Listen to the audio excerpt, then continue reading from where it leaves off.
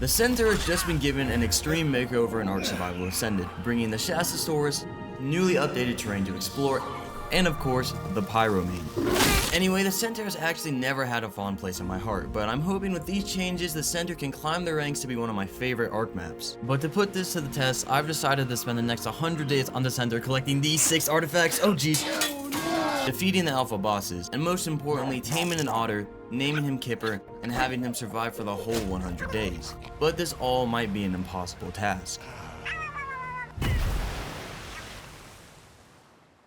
Alrighty, day 1 on the center, spawning on the center. Oh god, I already messed that up. Anyway, I spawned Tropical Island South, as it's the only legal place to spawn in when you're joining the center for the first time. It's the island with the blue obelisk and a bunch of other resources, in other words. Anyway, I actually forgot to name my character. No name? Oh, I forgot to name it? Did I forget to name my character? Oh, it looks like I'm human. But I was actually talking in my chat because I was streaming the first 10 days of this challenge, not the voices in my head. Moving forward, I turned off both clouds and fog because even though Ark Survival Ascended has been out for over 6 months, these features still make frames drop like flies. But after sacrificing a little bit of ASA's beauty so my PC could regain the will to live, I started grabbing every resource off the ground that I could, including thatch, wood, stone, and fiber. You guys already know the basics. They've been the same for the past 9 years ever since Ark Survival Evolved started all of our Ark addictions. First, craft a stone pickaxe and then use said stone pickaxe to smack a rock. Then use the same pickaxe to smack a tree. After that, learn the stone hatchet engram and craft on the resources that you just learned with your stone pickaxe. Not sure why I'm actually explaining this since I said you guys know these basic steps literally 2 sentences ago. Anyway, hide.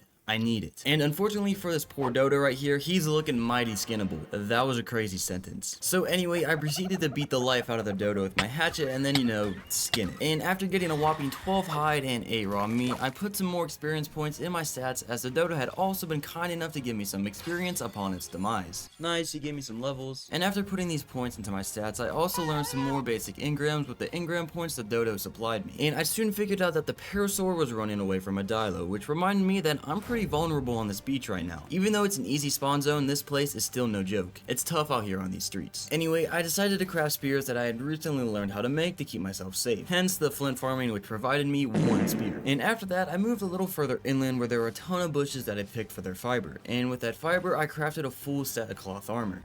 Awesome. Alright, we got a full set of cloth. Yeah, I know the drip might not be cosmetical like it was back on Scorched Earth, but I'm just trying to survive right now. So anyway, I put on my cloth armor and then hit another rock and a tree purely out of spite. Just kidding, I was making a campfire to cook some food and, you know, stay warm. Night was already falling on the newly updated center map, which meant one thing. My day cycle was set way too fast. I hadn't changed it from Scorched Earth, which was definitely the problem, as Scorched Earth always has a weird day cycle, but I'll whip it into shape over the next few days. In the meantime, however, I began crafting a few more spears for extra protection just in case I lose them or they break, which is bound to happen. Dude, there's so many dilos around here, what? Yeah, I'm probably gonna need those spears here soon. And soon actually turned out to be now, as I decided to pick a fight with a level 90 dilo for some more meat and hide. But right after I threw the first spear, a siren signaling the end of the world started blaring. Oh my god. I hope you guys cannot hear it, but the tornado siren is going off behind my house. There's not a tornado, it just goes off the first Wednesday of every month. So I was safe, but this dilo wasn't. And that's because I soon ended his existence on this arc with my stone hatchet because one of my spears broke and he managed to tank the other 2. But don't worry, I picked them out of his dead corpse. And after harvesting the dilo, I farmed up another spear to replace the one that had broke, but I was then jumped by a pego. It didn't take anything of value, but I simply killed it because I hate these little thieves. Anyway, after skinning the pego, I returned back to my campfire just before the end of the very short day and collected a few pieces of meat that I managed to cook. The morning of day 2 came really quickly as the day cycle was still too fast, but I would adjust that shortly. Remember how I was gonna kill weaklings? Yeah, that idea quickly turned 180 degrees when I spotted a parasaur running for its life, so I became Granty the Protector.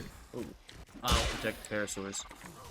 Ow. And the meat would be a great contribution to what I call progress, or narcotics. Whatever. I was now 1 level away from Bolus, and I also wanted to tame me a parasaur as soon as possible to really get that narcotic production going. And like magic, the levels brought themselves over to me in the form of more thieves. Oh! Well, I needed to kill something. Oh! There's more of them. The other pego chose life after it saw what happened to its brother, and nonetheless, I appreciated the donation. More experience. There's a pego with a spear in it. Now, I did intend on actually killing the other pego, but as I said, it chose life, and the art god showed some mercy. Well, I've acquired a pego. Alright guys, what do I name the pego? I did not want you. Alright, I'm naming it Rat.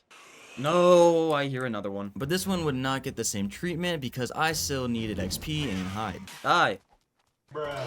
Alright, let's go back to my campfire, get some more cooked meat. Talking about leveling up, I got jumped by a local compy gang, but I quickly showed them who was boss. Oh, I got them all. Free hide and meat delivery. Awesome. And they gave me just enough experience to actually level up. Finally, I had enough level to craft bolas. So I started gathering all the necessary resources around me to actually make some bolas so I could then tame a parasaur. Alright, how many bolas can I craft? 5? I'll take it. So after taking a quick look into the engram page and crafting menu, I had one, and it was ready to send some clueless creature to sleep. And that clueless creature was of course gonna be a parasaur. Level 20, 15. Yeah, you're coming with me, buddy. You will be my parry. After hitting it enough times to give it a concussion or permanent brain damage, it actually did go to sleep. And I gave it some mayho berries to try and make up for it and to tame it. But during that, I also unlocked the saddle engram. Oh, awesome. I might be able to craft it.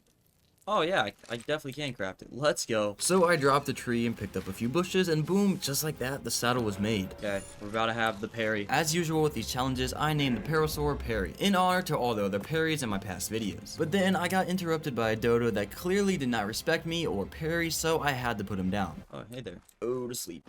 Second try does it. Somehow I couldn't find the missed spear either. Where'd that spear go? Hello? Perry, where'd that spear go? It should just be on the ground. Now on the spears. So I made a few new ones. Let's get some more spears. Alright, time for me and Perry to conquer this arc. It actually does look really cool. I'm impressed. And conquering almost always begins with eliminating the weak, so another dodo had to be put down in the name of progress. Some dilos, a dodo, not a happy dodo, but it's a dead dodo now. My idea now was to make a raft, and so I can have a mobile base before settling down anywhere permanent. But I was still missing a few levels actually to be able to craft a raft. Gotta find a better way to level up. Metal. That would be the answer to my XP problem, as I need some metal both to progress, and farming it does give a bunch of XP at these low levels. On my stroll over and past the obelisk, I ran into some bugs that would provide me a little bit of chitin for when I would eventually need it to craft a PT saddle. Meganora? I'm actually gonna kill these Meganora. I'm gonna need chitin at some point. Now, I thought if you killed a bug in one hit, the other ones wouldn't notice, but... Oh yeah, and these Meganora give decent bugs. Okay, oh! I killed your guy in one swing, how did you know? I swear if you kill things in like one shot, they don't aggro. Anyway, if I remember correctly, both metal and crystal spawn up here just at the edge of the hill. I'm hoping they didn't move metal nodes. Oh no, there's metal nodes right there, awesome. So I got the farming. Day 3 began with scaring myself. Oh, why? Oh wait, it's my pego. It scared me, dude. Back to what I was doing, I have the metal, time to get some crystal as well. But the stone pickaxe was really not cutting it. But I did get just enough to craft what I wanted, being a spyglass, so I can now see creatures that are worth taming from a far distance. And I got what I came here for, so it's time to head back down to the beach. And while reading chat, I also got ambushed by a raptor. However, I was able to teach it a valuable lesson. Oh my god, I'm killing you. Don't mess with Perry, buddy. Now I'm learning that the hard way. I stopped by to pick some bushes and chop down a tree to make a few more bolas while I traveled. And I still did want to make a raft, but I was a few levels too short still. And since the smacking meta didn't give me enough experience, I decided I would be crafting cooking pots instead. And I also demolished the ones that I crafted to recycle them. Climate activists would be proud of me right now. Anyway, after a few more smacks and another cooking pot, I reached level 16. Alright, now I should be level 16. Okay, raft. Now what do I need? Hide, fiber, wood, pretty much everything. One parasaur's worth of hide would be enough for the whole raft. And for the fiber part, spamming E on some bushes did the job. And a culprit for a donation was also soon found. Oh, 15. Yep. Sorry, buddy. Natural selection. Give me your skin. So I just needed some wood, which now happened to be everywhere around. It was time to get mobile. Finally. Raft. This should give me a bunch of experience too.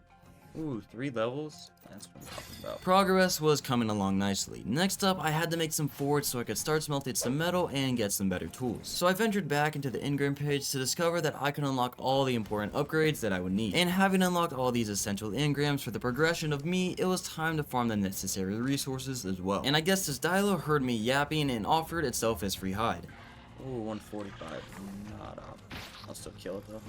I hear another one. No, don't eat that. I just killed that. So of course, I had to put the other Dilo down for his sins. Unfortunate, but at least I got a little bit of hide. And I needed a little bit of extra flint and fiber for the forge, so I picked a few bushes, smacked a couple trees, and destroyed a few rocks as well. Alright, we have a forge. Leveling up in the world. After a quick relog trying to fix my day cycle again, I placed down the forge on my raft and began smelting. Now, what am I gonna need for smithy?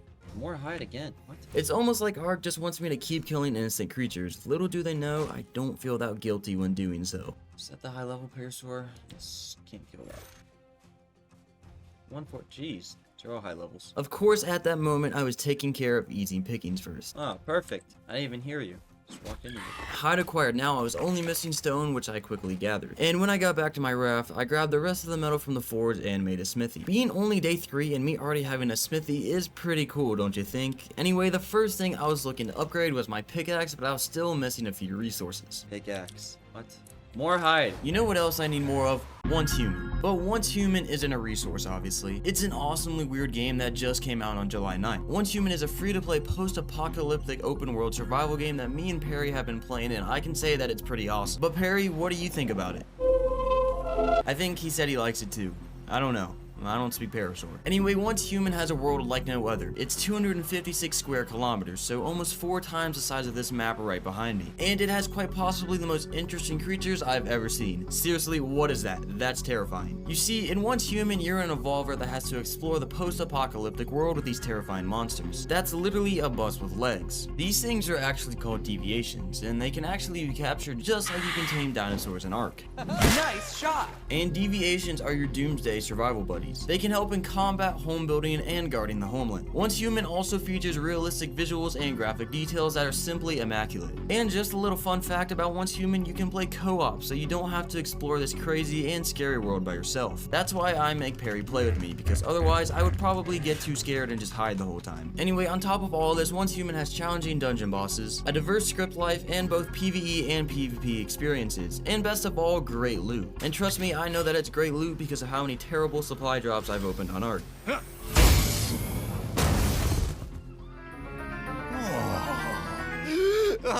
So download Once Human on Steam using my link below right now, or you will make Perry sad. And once again, it's free, so make sure to use my code that's on the screen right now. Alright Perry, let's get back to work. That's Parasaur's too high level for me to kill. What can I kill? What are you? 100? Maybe? I'll try. I threw all of my spears right into its head, but it was still somehow standing. So a few smacks with my hatchet later, and thank you for the free hide. I really want to build in a cool base location. No idea where I'm going to build though. I think I'd like to settle in one place from the start. And then it hit me. Oh, I gotta build on the floating island if I'm playing the center. It's just like, it's something you gotta do. Anyhow, back at the raft, I finally made the metal pickaxe that I wanted. And I also made another campfire to cook some meat. Yeah, more food cooking, always nice. I'd like to make a hatchet. I guess I forgot the one that I originally made back on that beach. Time to upgrade my trusty hatchet as well before I leave. Alright, I'm gonna go farm a bunch of metal and crystal on the top of this mountain, and then we'll start sailing around looking for like a Pteranodon or something. So I ventured up the mountain once again. I knew I could find a bunch of metal and crystal laying around here since the spawn locations of resources didn't really change from Ark Survival Evolved. So I got a bunch of metal, which was made much easier with the new metal pick I got. And I also farmed a little bit of crystals since I was already here. And I actually filled up my pockets so I could barely even move, and I headed back out to my raft. It's starting to get pretty heavy. We'll head back to base with this. Oh, I hear raptors. Time to go. But as usual, I had to get attacked by something, but fortunately it was not much of a threat. No! Get away! I'm about to hit snipe. Oh my god. Oh, Barry. We're setting sail. Looking at the forge, it had ran out of fuel, so I got some more wood before finally taking off. And with the forge filled and my thirst extinguished, I set off for an adventure. Alright, let's set sail though. We got a bunch of metal smelting. Let's just explore. Let's see what we can find. See what they change. I was yet to see any Pteranodons in the surrounding area, so instead of continuing straight, I took a detour to more inland. And at first, I still didn't see any Pteranodons. Where are all the Pteranodons at? And the search continued all the way into the night. But after traveling far enough, I eventually laid my eyes on one. Oh, there's one. Day 4, time to see what kind of PT we're dealing with. Where's that bird? 95? Honestly, that's not bad. I might tame that. So the plan was to stick around the area for a little bit while I tame this Pteranodon and become high level enough to actually craft a saddle for it.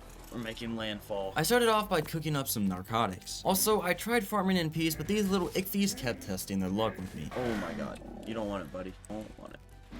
You got domed. Hopefully this will send a message to all the other ichthyes that want to mess with me. Anyways, I was gonna settle down with just a bow, but seeing how fast I got XP from making narcotics, I waited just a little bit longer and unlocked the crossbow. And of course, I quickly made one, and soon I had everything ready to tame the Pteranodon. And you know, it's time to put this bad boy to sleep. Alright, now where is this PT? One small issue, however, the Pteranodon was not cooperating at all. Hey, down here. Really high in the air. This might take a while to land. While the PT was taking its sweet time goofing around, I quickly shifted my focus to something I'd spotted in the water. Oh, an otter! Kipper. Kipper, guys, we're taming a kipper. New change of plans.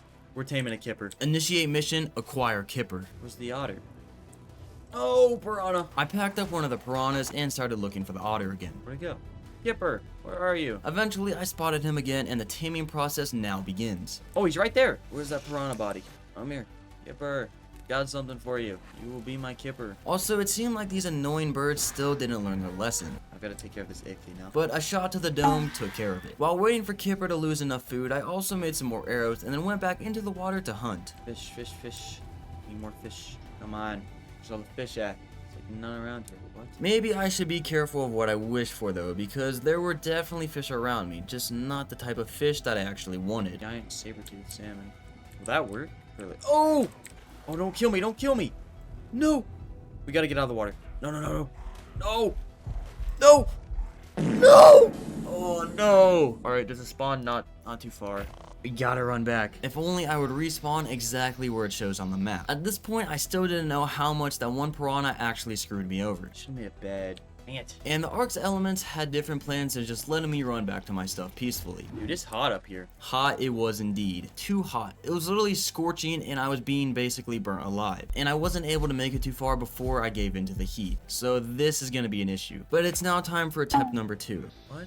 Did I spawn in the right place? No. Yeah, I spawned way too far. How hard can this be? It's just a little heat. I wish distance was the problem because it wasn't. Simply the temperature alone forced me to stay underwater. And if I even poked my head out, I was being basically burnt once again. Dude, if it just wasn't scorching hot, dude, I feel like I'm playing Scorched Earth right now. Now, if you're thinking to yourself, Granty, why didn't you just swim? Well, that's because nowhere was safe. I couldn't stay in the water too long because I would either drown or get eaten by piranhas again, and I couldn't be on the land because once again, it's scorching outside. Oh, and he thought it was just the weather against me right now? No, Dilos formed a gang to attack and eliminate me. Dude, it's just too hot. Get back in the water.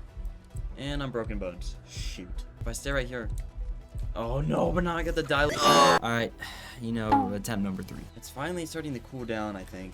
Just gotta get to the water. As it was slowly getting colder, I once again had hope of getting back to my stuff and back to taming Kipper. And at last, the day was slowly coming to an end, and I actually managed to get back to my body. Finally, dude.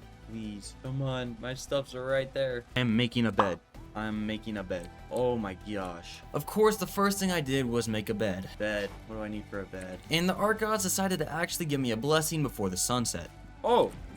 Hey there. Perfect timing. All it took was me going through absolute hell to get you. With the PT asleep and a bed made, I returned to the original task at hand, being acquiring Kipper. Kipper's over there, so I'm gonna sail my raft over there. But not before getting harassed first.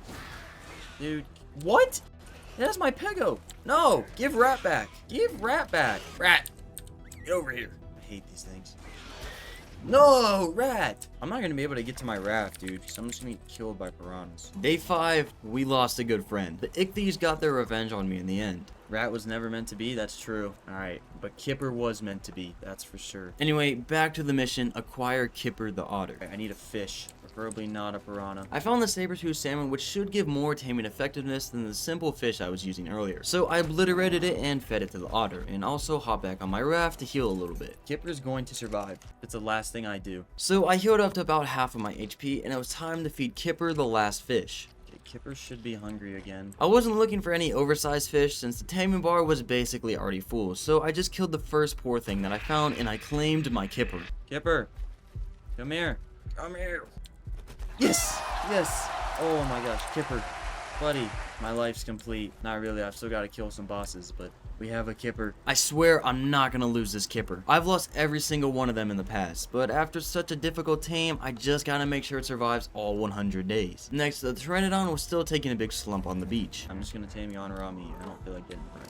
This would also buy me time to level up as I was still a few levels short of the PT saddle engram. This is probably gonna take a lot of farming. We've got a power level like 11 levels. And a Dilo came over to help me out on my XP grind. Oh, no, I hear a Dilo. Okay, good, it aggroed on me. 150, what? Oh no. So I put it down with a few arrows to the dome, but it only gave me a little bit of XP, so back to cooking pots, I guess. I bet in the video he's gonna say back to cooking pots, I guess. Sounds like you watch a lot of my videos. It's pretty accurate. Looking up, I spotted another Pteranodon that I could tame.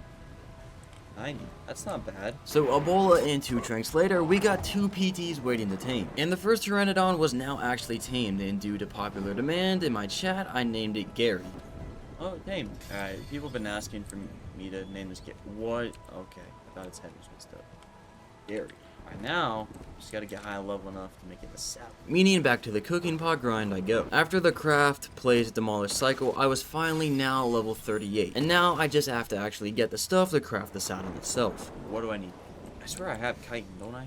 Or did an ichthy eat it or something? No, I do have chitin. Anyways, I moved my raft along with Perry and Gary to a safer spot away further from the slowly approaching Spino. Other than that, I continued farming, making bullets and arrows to get more hide with. Hide being in the form of a nearby parasaur, which I chopped up using my hatchet, but sadly, it got eaten by Gary, who's way less efficient at farming resources. Next parasaur, I guess, this time Gary is indeed on passive. I also quickly packed up a Dilo, cause who likes Dilos, right? I'm even sure if Gary was on neutral at the time, he wouldn't want to eat that.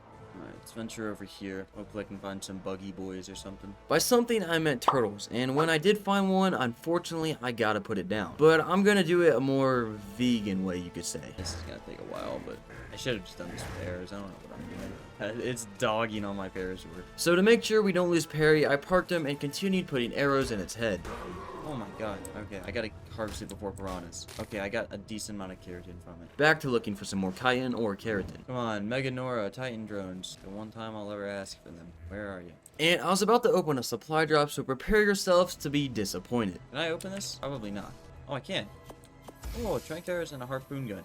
I'll use the harpoon gun, but I'll take the trank arrows. Okay, never mind. Seems like the art gods actually kind of listened and decided to give me better drops, unlike back on Scorched Earth. But I guess my luck wasn't gonna stop there either, as I soon ran into this. Another Pteranodon. 145? Hello? I'm knocking this out. And the turtle was, well, absolutely perfect. I can get keratin while I tame the PT. Alright, let's knock it out mid-turtle kill. So back to harassing Oogway. Better give me 15 keratin. That's all I want. But I only got a measly 8, so turtle number 2, prepare to die. So I finally killed the last turtle, and that gave me the keratin that I needed for the PT saddle. 7 keratin, dude. 6? 7. Yes! PT saddle fiber. Okay. And as the day became night, I collected the remaining fiber and gave the 145 PT some narcotics so it would stay asleep. On day 6, I discovered a cave. However, I was not yet ready to explore it. Is that a cave? Oh! Is that a bear cave? Yeah. No thanks. Kinda forgot those were on this map. Anyway, I saddled up my Pteranodon and dropped my stuff back off in my raft so I could actually move, and took off to find some prime meat for the 145. And while looking for potential victims, I spotted another PT that I gotta get. Oh, 135? I should knock this out though. If it's a female and I have a breeding pair, that could be great. Back to killing though, or looking for easy prey. I did find a level 20 Rex munching on a Diplo, and I could use it to try and get some free prime meat if I swoop in just before he eats it, but then... Oh, RG25, we can kill this. So while Gary tanked the hits from the RG, I kept feeding it arrows until it took a nap. An eternal nap, that is. Thank you, Gary. Give me prime meat. Give me prime meat. 1, 2. Screw it, that's enough. So I flew back to the 145 PT that was still waiting for me while it was asleep, and it showed appreciation to my freshly acquired prime meat by getting tamed right away.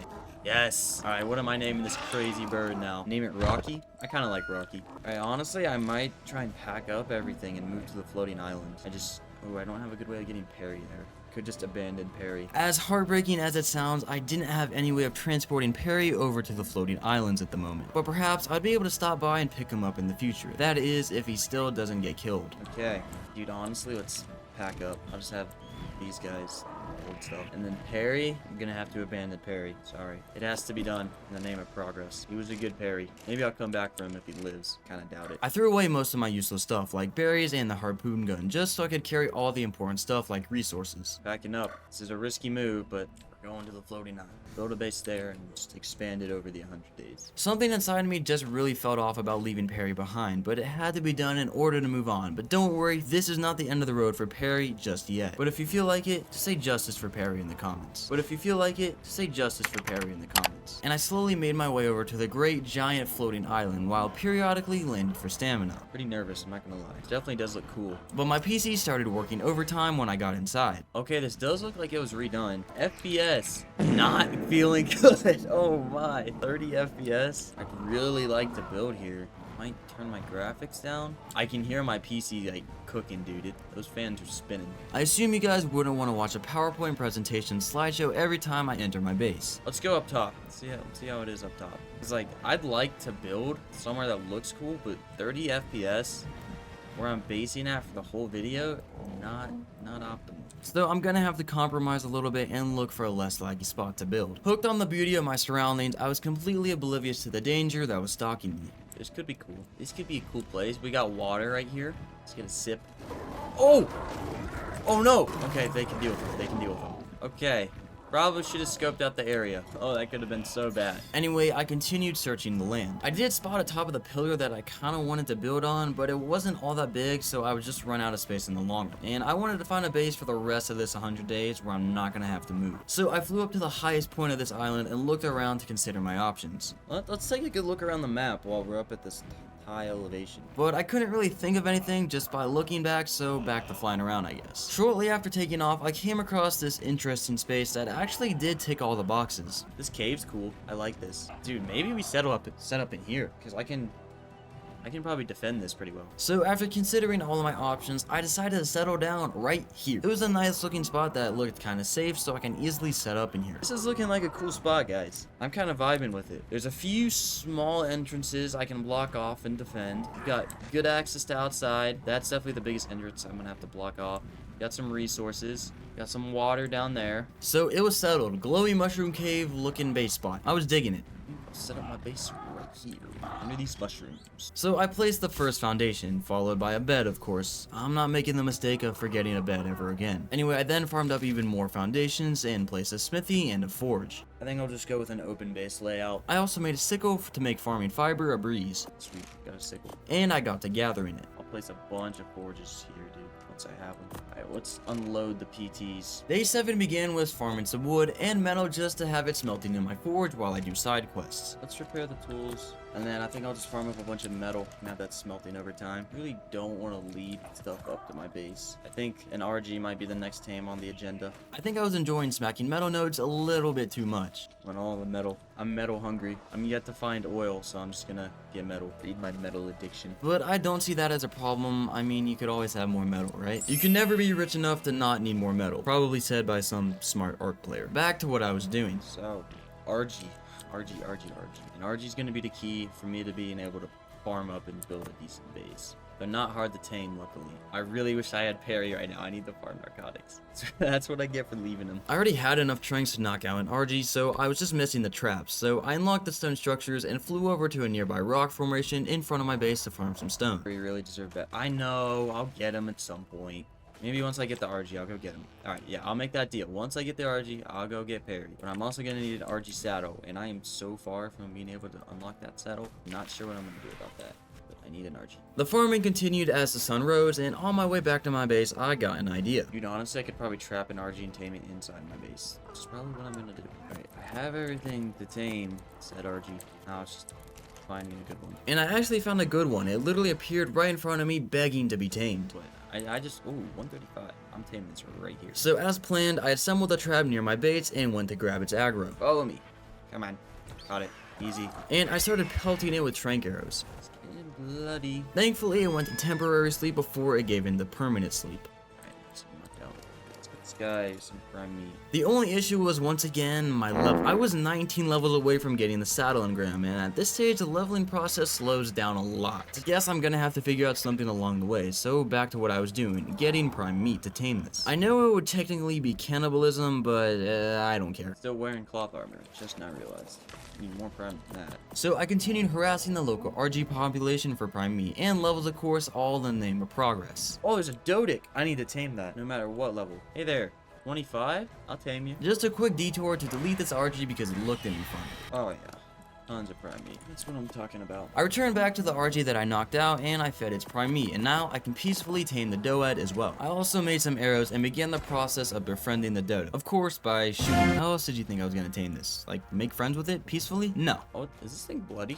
Looks like it. I hope I don't kill it. But it went to sleep just in time. And with the Doedic fed, I flew back up to my base and started thinking. Alright, I've got to find a good way to level up. And by started thinking, I meant asking my chat what I should do next. Oh, I already tamed. What should I name this? Artemis was a cool name suggested by one of my viewers. Dude, I kind of feel like exploring I'm not gonna lie, we've been doing a lot of grinding. I wanna explore the map. On a side note, I also upgraded my attire as cloth was a little bit outdated now. Day 8 started with me dripping out my new armor. Ooh, wait, I kinda want some drip. Okay, I wore the outlaw stuff on Scorched Earth, so I'm gonna wear drifter stuff now. Now that I can look fresh, I can get back to what I originally planned to do, exploring this map. Let's just go explore the center, dude. Fly around. My first stop would be to the infamous Lava Island, as it already seemed to have a major makeover just from looking at it this far away. Let's fly over to Lava Island. I want to check it out. Because it doesn't really look like Lava Island. Lava Island barely got any lava? Dude, that's what I'm saying. I mean, I haven't been to it, but it doesn't look very lava-y at all. One interesting thing about the Lava Island, though, was the new dino. How do you tame a pyromane? And should I be concerned going to Lava Island? Like, can they stun me like shadow mains or something? And yeah, the Lava Island looked a lot different since ASC. A lot more green, jungly.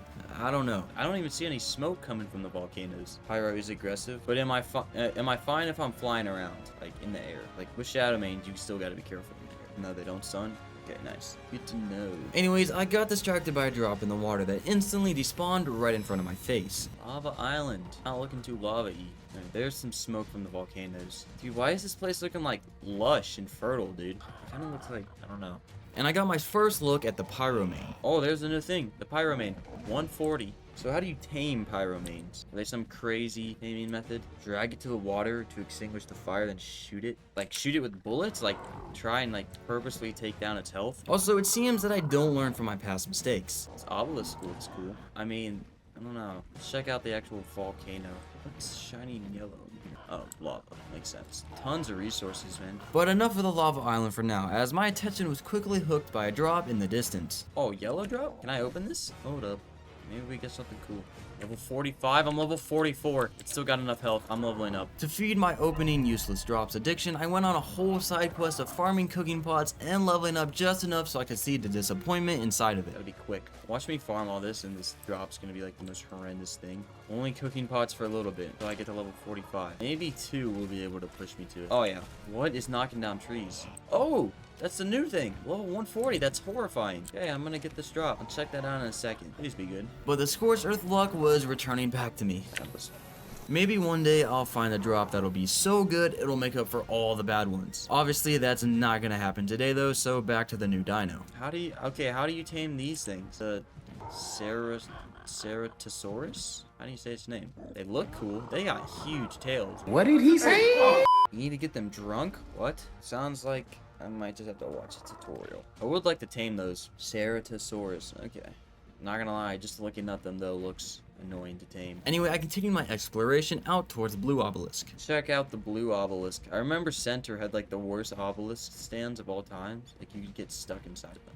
I didn't get a chance to look at the tributes. They're like insane. Oh my god. The tribute farm alone is gonna take half the video. 25 of like everything. At least I won't run out of stuff to do. Holy. Let's go check out Skull Island and then we'll loop back to base and figure out how to get an Archie saddle, dude. I could try and tame the 145.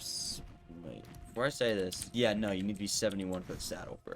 I was gonna say try and tame the 145 Spino. Oh, use it to kill other stuff to like get levels, but it's not gonna work. But the drops and Spino saddle level requirement were not the only disappointing discoveries today. Alright, Skull Island.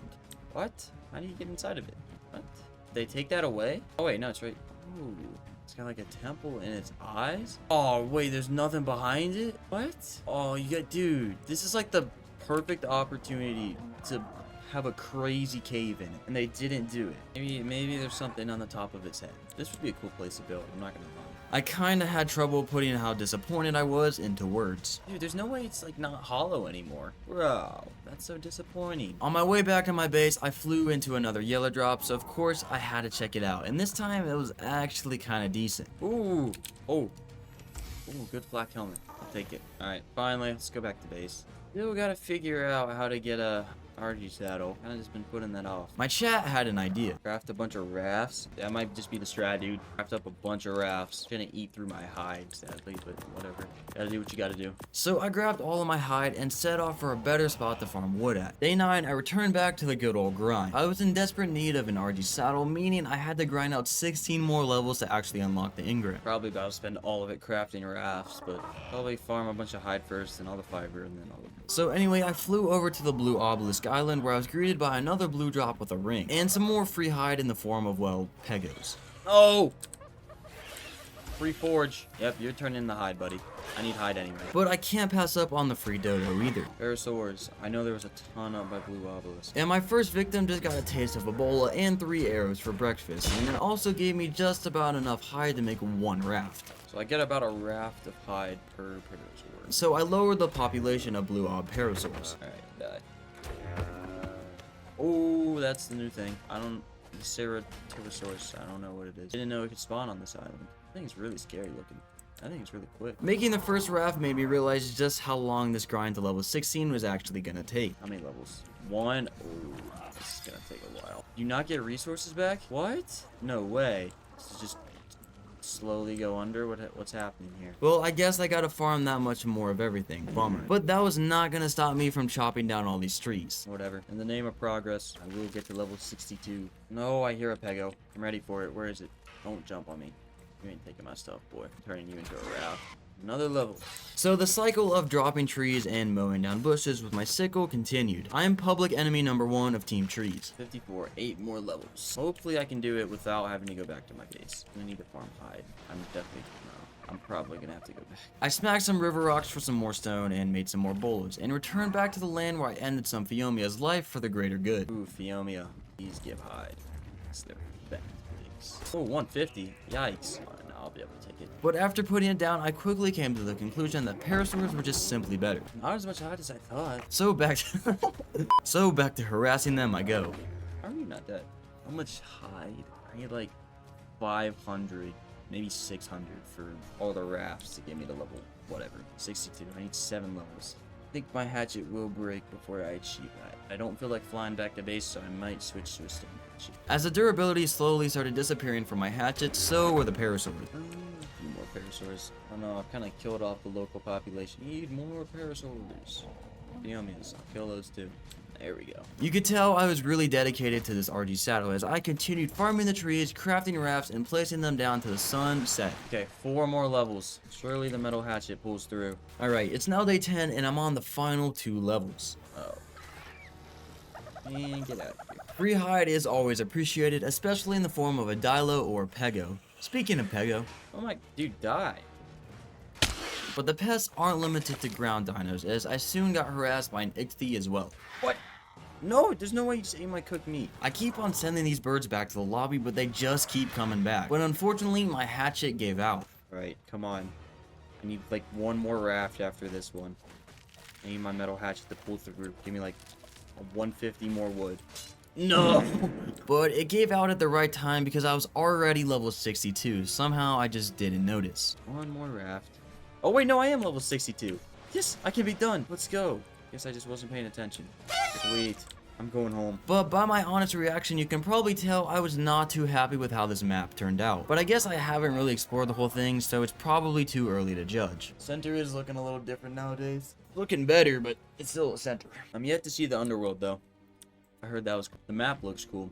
I dig the map. And as the sun rose, I arrived back at my base. Home sweet home. What's this forge too? Alright, what do I need for an RG saddle? Chitin. Dude, I don't wanna farm chitin and hide probably. So instead, I delayed the farming by placing down the behemoth gate that I got earlier in that drop. Let's put up this behemoth gate. Let's block off this giant entrance. How's that? Yeah. Nice. I don't know why I said nice like that. I'll definitely have to get some spike walls up and stuff, but I feel safer with that. Alright, back to the RG saddle. Fiber, a bunch more hide. Chitin. I can probably find scorpions. Shouldn't be a problem. I need some scorpions, dude. I am yet to see one, though. I don't think I've seen one this whole time. Oh, scorpions. Eventually, I started going crazy since... Wait, did I hear scorpion? I was zoned out for a second. No, I guess I didn't. Yeah, I don't know what I heard, but anyway, I did know about one spot where scorpions spawn back in ASC. Why is there not a soul in here? Bro, what? Why is there nothing in here? Hello? Dude, this place is usually full of, like, horrible things. Well, that's weird. I'm not sure if this was a bug or lack of bugs. Dude, why is there nothing in here? I didn't know I'd have to go on a noble quest for chitin. I don't know what to do for chitin right now. I might just have to, like, fly around the forest looking for bugs, which sounds horrible. But then I got a suggestion from chat. Oh, the bones on Lava Island. So you're saying this now. Either way, surely there's something on Lava Island I can kill the guy in. I ran into something better and easier kill, or what I thought would be an easier kill at least. Oh wait, is that a snail? Hold up. I can kill that. Hey, Meganora. Am I not doing damage to this, like, at all? Are these impossible to kill while they're in their shell? Maybe. Oh! Why are you guys mad now? Oh, there's plenty of Meganora. I need to harvest their dead bodies. Hi, chitin. A kipper just got a bite off. Hey, come here. You wanted all the smoke. Oh, I'm too short. Ugh. Okay. Surely. Are these unkillable? But I was seeing damage numbers, so I just kept shooting it. Dude, can this thing die? These. Oh, this is such a waste. With all of my luck combined, the snail died on the last arrow that I had. But now I just had to get a little bit more fiber and a little bit more hide, and I was finally able to make the RG saddle. Wait, can I kill a Titanoboa? Those actually give decent hide. Of course, there's none now. Oh, yeah, yes, that works. And a Dilo came in for support as well, so I dropped it. But utter chaos started unfolding. I don't. Oh! Why do you want the smoke, dude? Right back, Roggy. Yeah, buddy. And now you're getting bullet. Oh, I'm. Sorry. Do I have enough? Oh, I'm finally crafting an RG saddle. Oh, finally. Let's go back to base. Holy. Finally, though. RG saddle. So after that exhausting grind, I slapped the saddle on the RG and went to pick up the tame Doed as well. Awesome. Well, I think this is a good way to wrap up the stream, dudes. Finally got an RG saddle. 10 days. But not before naming the Doed, of course. Oh, I'll name the Doedic baller. He doesn't have a name. Waking up on day 11, I picked up Kipper and leveled up my Doedic and made some more quick upgrades. Okay, now that my RG finally has a saddle, I can work on getting some base upgrades and resources. And I can also now learn flak. I don't have to be in hide. I'm now going to unlock a Doedic saddle so I can actually use my Doedic to farm, hide, and fiber. I can do that. So I harvested a few bushes and then took my RG out to kill some dinos for hide. And I should also get this Artemis birds in level, so let me go kill some stuff real quick. Preferably a Rex or something. Well, I did find a couple of Rexes, but the first one got ganged up by some RGs and I only managed to steal a bit of the hide. And the second Rex had a little bit too much health for me to actually bother to kill it, so I just left looking for something smaller to kill. Something smaller I can kill. Perfect. 12 hide. Crazy, I need more than that. So one by one, I picked off and harvested all the sabers until... I'll take a baby saber-tooth. I don't know how I'm gonna get this back to my base though. Yeah. I might just... I don't want to be a father just yet. Aside from committing war crimes against Sabertooths, I came across this level 145 Enki that I had to go save as I wanted to tame it. Oh, that's the 145 Enki. I should take this. Yep, you're coming with me. I just saved your life. You owe your life to me. I think I just pulled it away from your kid, but I don't really care. So I took Mr. Enki back to my base where I would then tame it. Welcome to your new home. I gotta get some more tranks so I can knock this thing out. I'm still missing hide for the Doeg saddle. Hey, I'll do that first. So I flew down deeper into the floating island where I put an end to this unfortunate RG's life, and that gave me more than enough hide. I have enough hide for it now. So I made the saddle and put it on my Doedic, and I also made some more tranks followed by knocking out the Enki, of course. Awesome. Alright, to sleep right in my base. Now, if you remember my promise from earlier, Perry was still out there somewhere waiting for me to come pick him up, so that's what I did. I got on my RG and set out to get him back to my base. It was a pretty long flight, and I also dropped a Spino and a few Parasaurs on my way over. But in the end, he was there waiting for me, just where I left him. Perry! I told you I'd come back for you.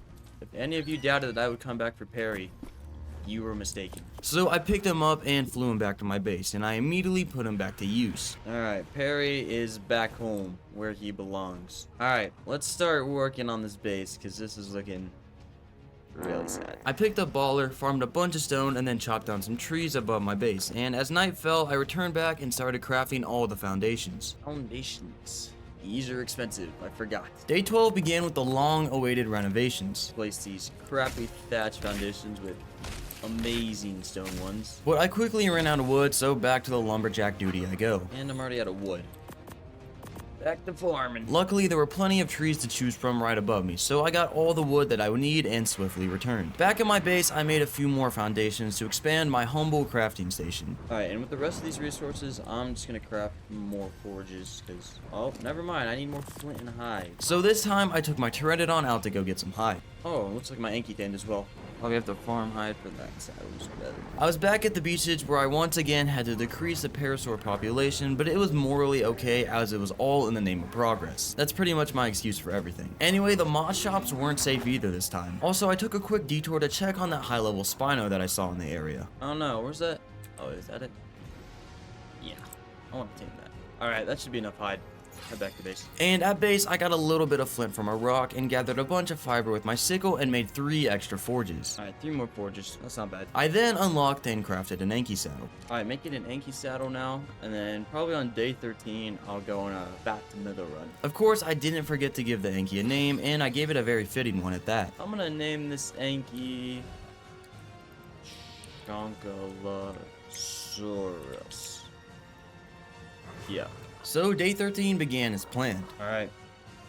Metal run time. I grabbed my Anki and took it out for a spin to gather all the metal nodes around, but not before going out to grab a red drop that I spotted in the distance. The red drop. I gotta get that. Oh, it's so deep. What? And to absolutely no one's surprise, it was a massive disappointment. Bro. That's horrible. So after that unnecessary back and forth, I actually got to farming all of the metal that I could get. That's probably the most useless drop ever. So back to metal farming. There was a spot full of nodes kinda close to my base, so I flew over there to continue. But while smacking all the nodes around the cave, I realized that I was not alone. Oh. What? It's my metal farming spot. Get out of here. Alright, well, let me take care of this. How'd you get down here? What are you fighting? The Morphodon. Oh, I think I just hit it. There's 2 of them. Not optimal. But I took care of them so I could peacefully continue my metal farm. Finally. And soon I'd gathered enough metal for the time being. That should be enough metal for now. 2 stacks in each of my 5 forges. All this metal cooking. Awesome. After splitting all the metal into said forges, I wanted to make some minor upgrades to my base, if you can even call this a base. Now, I need some stairs connecting up to this platform. This is not looking too good. So once again, I returned to the forest above my base and gathered a bit of wood to make said stairs. And I was politely greeted by a cat that just wanted to say hi. Oh, no, I'm crafting. Get away. Get. I'm dogging on you. You're in 6 damage a bite, buddy. Yeah, you're free high. Donations. That's right. Yeah, you just left your child motherless.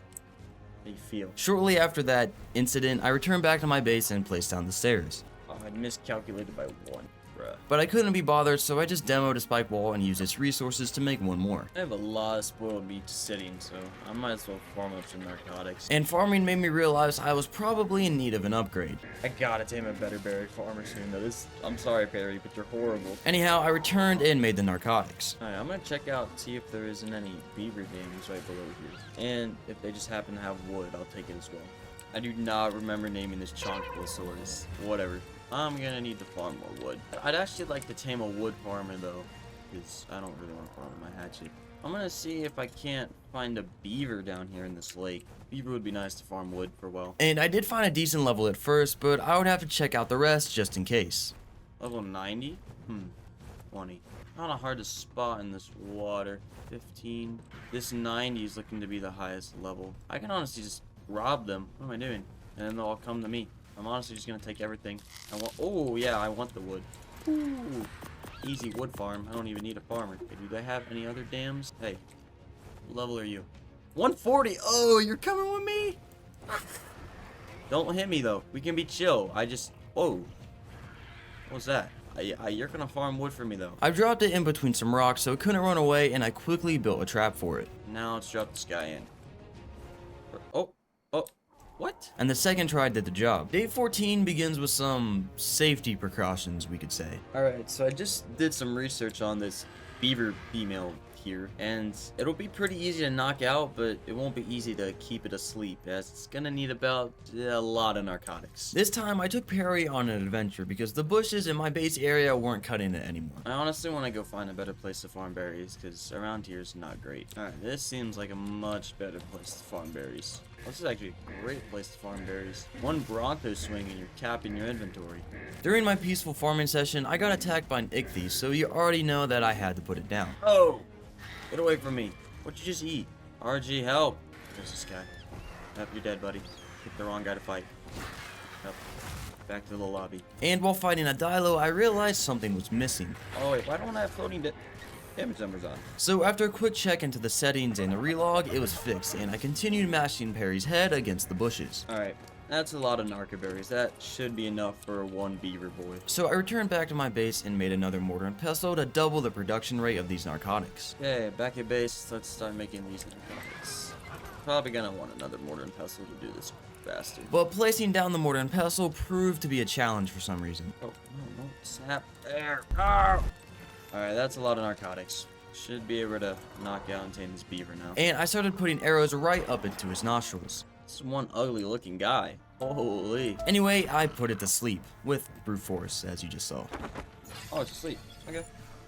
That wasn't bad. And as expected, his torpor was dropping quite fast. But I got on Perry to get some mejo berries to actually tame it, and I gave it to the beaver and then started the babysitting process. Yeah, I think I'm gonna have to stay around the base for a while just to make sure this guy tames. Also, what do I need for a saddle? Ooh, what? Why is it so pricey?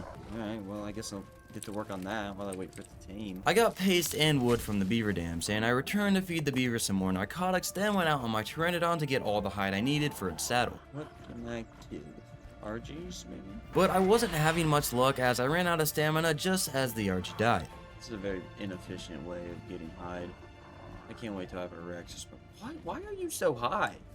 Where are you going? Anyway, after starting a beef and dropping 2 more RGs, I got enough hide for the beaver saddle. I think I got all the hide I need. But back at base, I made the saddle and fed the beaver once again, and I also made some storage boxes as I was running out of inventory space. Alright, well this definitely is not a pretty base, but I will redo it at some point, I promise. I just need more space for stuff right now. Alright, beaver's about 50% done taming, and I still got a lot of time to kill, and I still want to stay around the base, so I think it's about time that I unlock and craft the fabricator. What do I need to craft this? Missing oil and spark powder. I can do the spark powder. Not really sure where I'm gonna get the oil. There was an iceberg near Green Ob that had some oil on Ark Survival Evolved, but I wasn't sure if it would still be the same here. Alright, so I've got the spark powder, and I think I'm gonna go out towards Green Obelisk because on Ark Survival Evolved there was a giant iceberg right next to it with a bunch of oil rocks on it. No idea if it's still there, but it's my best guess of trying to get oil right now. Oh wait, I think I can see it. Oh, it definitely is still there. Please have oil. Are those penguins? Awesome. Organic polymer. Holy FPS. Not feeling good. Oh no. Is that oil? Not sure why the FPS is struggling so bad. Oh my gosh, this does not feel good. Probably doesn't look good either. But I did find some oil and I quickly gathered it up and then left this laggy area ASAP. Hey buddy, I hope you're hungry for some more narcotics, because that's what you're getting. Anyways, I made a bit of gas in the forge and then made the fabricator. I think it'll look alright if it just goes right here. Yeah, definitely not my prettiest base, but you know, it works right now. I'll make it prettier in the future. And while waiting for the beavers to actually tame, I looked through and unlocked a bunch of new engrams. Alright, the beaver's actually almost done. Did not take as long or as many narcotics as I thought it would. Not sure what to name this. Wood chucker. Yeah. You better be good at farming wood. I don't know the last time I've ever tamed a beaver. So let's go test it out. There's my RG. And it wasn't bad at all. A lot of wood in maybe like a minute. I'll take it. Alright, I have a few silica pearls and I've got some metal now, so I want to craft up a generator. Probably gonna need to make electronics first. And then I'd also like to make a cryo fridge, which I think I have to make an obelisk. Yeah. And then a bunch of cryopods just to, you know, have. So I made a few wooden clubs and returned back to the iceberg to farm some polymer once again. Hey there. Just want to talk to some of you guys. Specifically you. Oh, that didn't do near as much damage as I thought it would. Yeah, they don't want to talk. So I committed multiple acts of manslaughter against the penguins and smacked their dead bodies while the young ones watched. Alright, that's enough polymer. I've had enough of this crappy FPS. But once again, it's all in the name of progress. I gotta stop using that excuse. I'm just committing crimes at this point. Anyways, back at base, I just needed some crystal, and conveniently enough, there was some right next to my Anki. So I loaded up everything on my RG and went back to Green Ob, but except I forgot the hide for him. Good thing there's a Fiomia right there. But I only got so much hide as an RG came to assert dominance. Oh, this is my body. Okay, it's your body. Anyways, I grabbed all the resources and I made the cryo fridge and some cryopods in the obelisk. Structures, electric, cryo fridge. Oh, Kipper does a good job of keeping me warm. Didn't know, otters do keep you warmer. And if you upgrade melee damage on them, they keep you even more warmer. Whoa! Trying to inform my viewers. Thank you very much.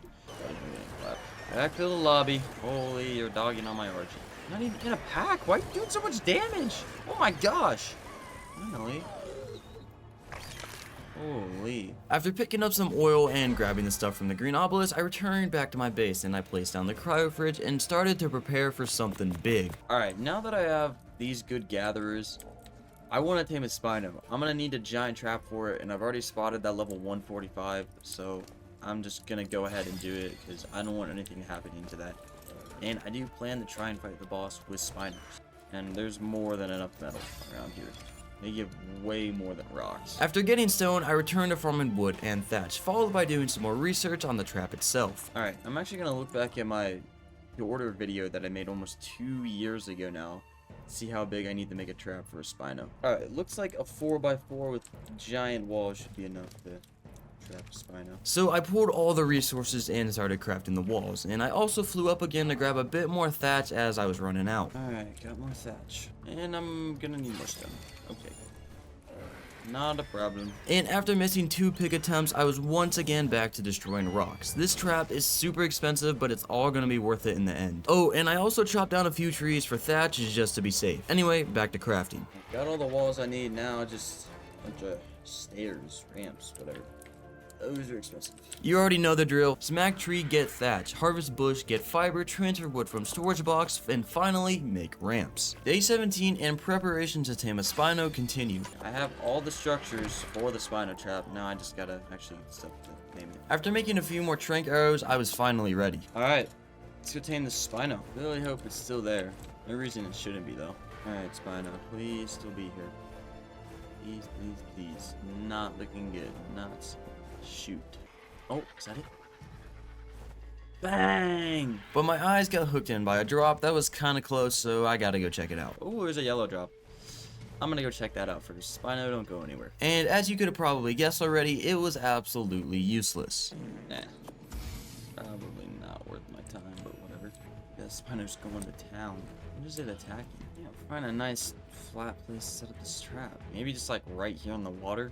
Like half in the water, half on the beach.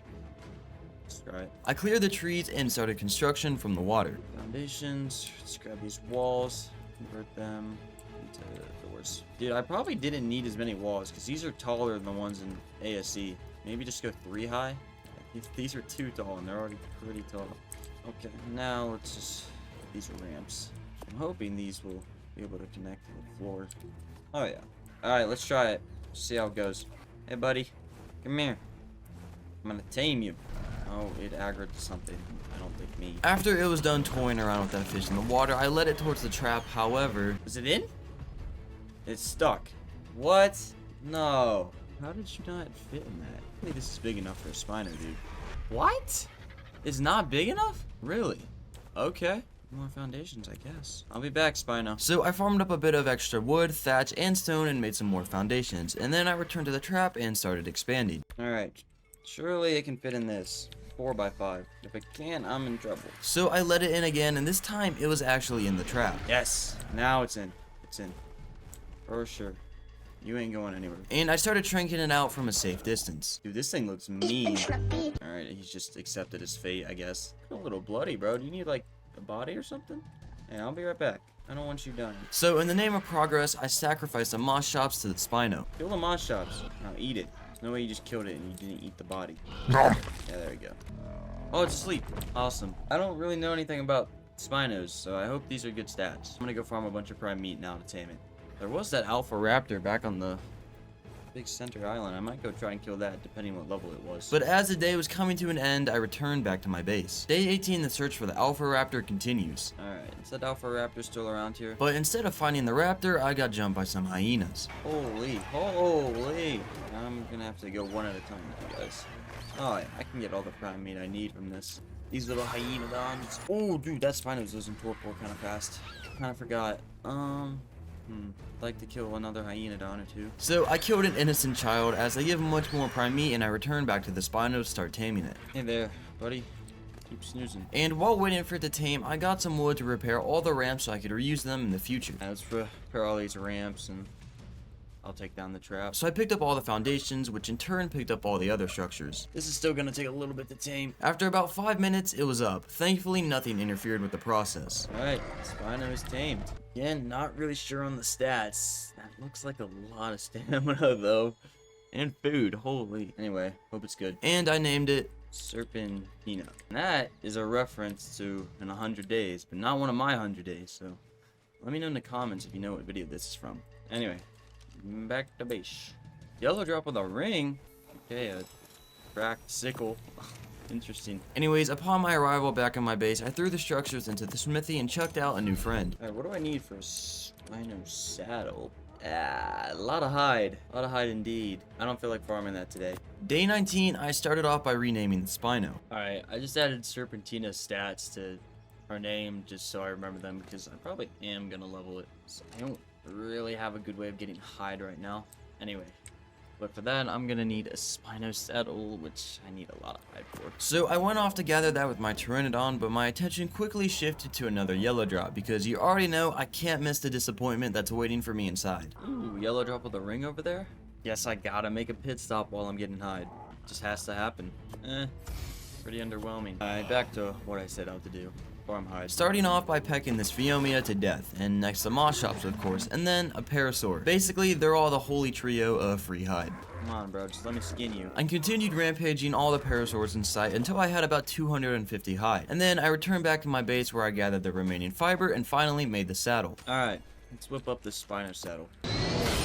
Add in epic sound effect or visual effect right there, editor. And add another one right here. Alright, anyway, I've got the saddle and a level. Awesome. Put this on Serpentina. And I have basically no hide now, so let's go do some killing and leveling. Water buff. Shouldn't make me stronger. Oh! As I said that, I crashed. Thankfully, I didn't get re-rolled too far back. I just had to fly back to my base again. Oh, no way, I'm back here. Alright, well at least I have all the hide. Back to base I go. Doing the saddle stuff again. Need fiber. Alright, editor. Epic sound effect. Okay, saddle made again. Check. Time for more rampage. Hey there. I'm gonna turn you into hide now. It's all about the water buff. So that, the bites did 139. How much do they do when I have the buff? 160. This is like a decent margin. 15% more damage. Oh! Dude, that slap did damage. Holy. So I continued slapping away at other dinosaurs for hide. Ooh, Rex. Dude, 500 damage. That was a crazy slap. I harassed a group of Hyenodons and then killed a rare RG and surprisingly a tanky raptor. Alright, that's enough killing for now. And back in my base, I made some canteens to keep my thirst at bay. Alright, I think it's time that I work on the base here. Yeah, it's looking pretty sad. And I originally thought I was just gonna do some open layout, but honestly, I think I have a cool idea. I don't know, it could turn out horrible. Whatever. I have farming dinos now, so I'm gonna get to it. Gonna farm up a bunch of wood, stone, and thatch first, and we'll get cooking. So I grabbed Baller to destroy all the rocks around, and next I picked up Woodchucker to munch on some trees, and I finally harvested some bushes with my new sickle for fiber. Day 20 began with me expanding the new crafting area. Well, I'm not really expanding it, just making sure the new structure I will be building will be connected to my current quote-unquote base. Alright, gotta farm up a bunch of thatch by hand now, which not enjoyable, but I gotta do it. Yeah, this primitive pickaxe isn't really cutting it anymore, no pun intended. Anyways, I returned back to my base and unlocked the triangle stone foundation engram, and I started crafting them, and I laid out the general shape of my new base. Okay, I'm gonna be honest, I have no idea what I'm doing. I'm just freeballing it right now. Gonna need a lot more foundation. So the triangle specification. I don't know why I'm talking like this. I'm gonna craft more. So I expanded on the shape, let's just call it that. Shape of some sorts, but I ran into some issues. Oh no. I'm gonna need some ceilings. 8, 7. And with said ceilings, I was actually able to finish the layout, and it was now a hexagon instead of whatever it was before. Oh, I forgot ceilings were actually half decent. So that's not a bad platform for sure. Now I want to connect it back to this, and I'm gonna make this my hatching area. Now, if you remember from the beginning of this day, I took a snap point from this platform specifically so I could connect the two, but somehow it was all messed up now. What? Oh no, how did I break it? Well, I don't know how that worked. Arc logic at its finest, I guess. How did I do that? So after a bit of head scratching, I decided to just place some stairs back down. I don't know what I did. I think a railing, yeah, or a stair or whatever. It's just gonna have to do the job. Shoot. Yeah. Doesn't look great, but whatever. Works. So now this is what I want to cook with. And I'm going to cook. I just don't know how yet. So once again, I'm free-balling it right now. Oh, that works. I gotta fix the placement a little bit. Alright, I think that's actually pretty good. I'll have a gate on each side. How about that? Ooh, yeah. I'm cooking so unbelievably hard. Y'all don't see the vision right now, but trust. Alright, yeah, so I'm gonna have a gate here. And then I think... Alright, let me cook. I might try and build it as like a giant pillar all the way up to this rock ceiling. I think that could look really cool. I think this could definitely want to be one of my cooler bases. But first, I need some more resources, so of course back to farming thatch. And I farmed till day turned into night. And on day 21, the cooking continues. I first crafted 2 more dinosaur gates. And with the help of a foundation alignment, I placed them on their respective sides of the base. And I really took the time to make sure that it was perfect, since I wanted this base to be one of, if not the best base that I have ever built. Yeah, doesn't look that bad. Time for the beaver to shine once again. And now I'm gonna switch and use some wood. You know, just mix it up a little bit. Add that special flair to it. I'm yapping right now. I'm just gonna build. So I made the walls above the windows wood. It might not look that good right now, but it's okay. Trust the process. I need 36 quarter walls. Ooh, I will be farming a lot of wood soon. How's this looking? Ooh, honestly, I honestly should have made. Yeah, these should have been stone. That was a waste of resources. Okay. Gotta go farm more. Woodchucker was gonna need a pay raise after all this overtime that he had to do. Anyway, I made some more quarter walls once again, this time out of stone. Now, let me place these. Yeah. Oh, and I miscalculated. Maybe a bunch more than I needed to. Oh, no. Didn't want to place that. Shoot. Not sure I'm gonna get that. But using 2% of my power, I got on my RJ and dismounted perfectly, landing on top of the dino gate, allowing me to pick up the wall. I'm him. So I finished placing down the quarter walls, and it was already looking much better. Yeah, I'm digging that a lot more. And after that, I placed down the stone walls that I had laying around above the dino gates and filled the gaps with wood ones. And this random RJ clearly wasn't a fan since he was attacking my dinos, but I made quick work of it using Serpentina. Hey, what do you think you're doing? I'm just gonna get Serpentina. Probably do have to block that off. Alright, I've got another idea to make this look even cooler. I've got to farm more stone now, though. And a few quick swings from the Doed, I was set for the stone. And I made a bunch of triangle ceilings and placed them around the edges of my base. Day 22, and I built another layer on top of the ceilings that I just placed, this time alternating between regular stone ones and wood walls. So I have it like this. Don't mind that wall. I misplaced it and can't pick it up yet.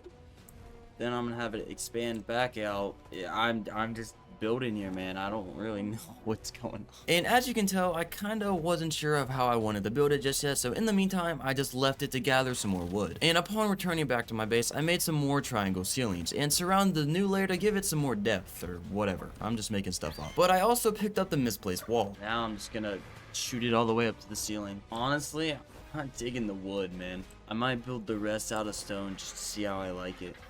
I really don't like the wood.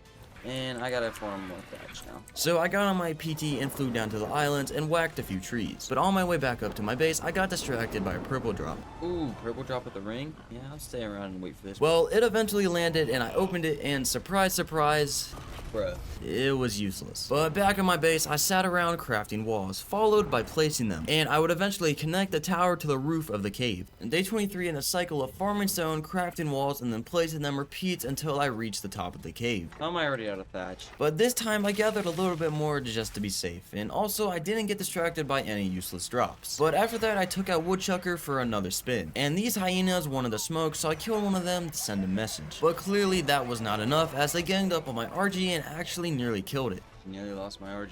You guys are going off the edge for that one. But apparently they're not interested anymore, so I just returned back to my base where I crafted the last few walls that I needed. And I then finished the tower, making sure that I filled in each gap. Alright, well, I've got it kinda done-ish. I think I definitely will replace the wood. It didn't look nearly as good as I thought it would.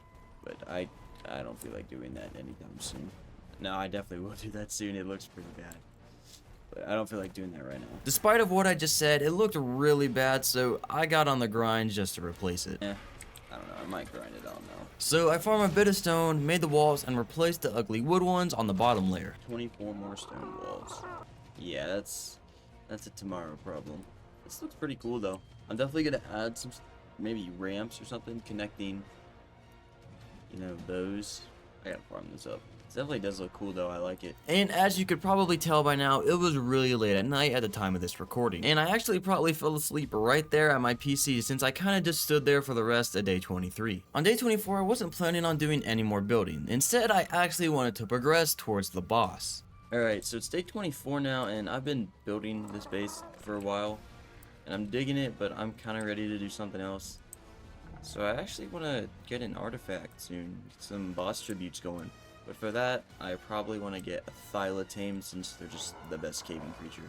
I should have pretty much everything I need, like trap-wise. Maybe I just craft up a few more walls. So I prepared narcotics and farmed a few more essentials to turn into stone walls. Got everything for a trap. Just gonna repair my crossbow and craft up some more tranks. Should be good to go tame with Thyla. And before sunrise, I took off towards the redwoods. However, that was on the other side of the map, so instead of flying all that distance with my PT, I got on top of a rock and jumped and parachuted so I could be lazy. Oh, be there in a few business days. But when I was close enough to land, I got back on my PT and flew across the ocean into the redwoods. I hope I have enough stamina to make it over the water to the redwoods. This could be bad. But I was still too heavy to fly all the way, so I had to take a quick break in the ocean. Well, I'm just gonna take a little break in the water right here. Pretty cool looking ocean. Anyway, I'm gonna get back on my bird now. And look at that, he has all his stamina back. Finally, we've reached the redwoods. Alright, let's find a Thyla before it finds me. I did find one after a while, but it was not ideal. Finally, my first Thyla. 90.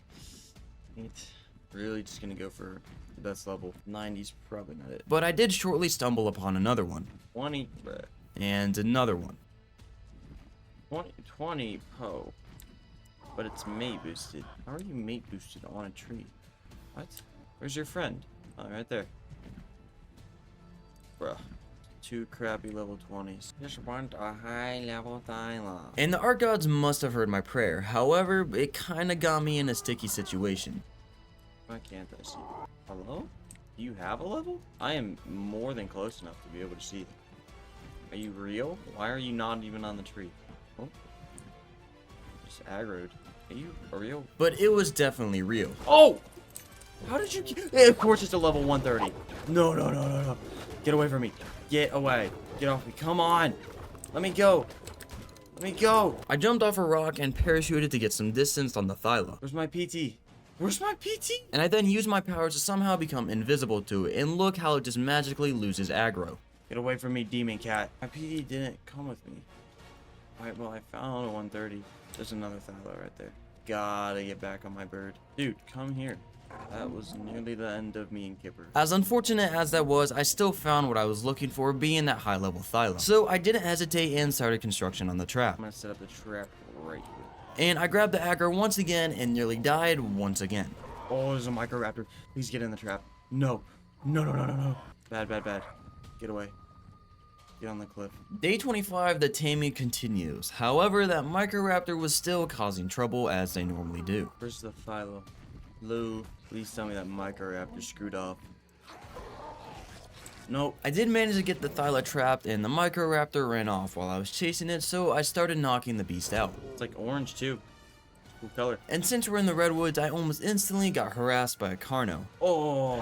followed by the Microraptor. Dude, Microraptors always show up at the worst time. And when you try and single out and kill them, they just run off. Kinda smart, but really, really annoying. So I got back to the Thyla, and as soon as I stopped paying attention...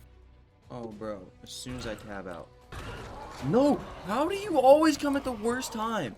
As soon as I mount my bird, he's just on it.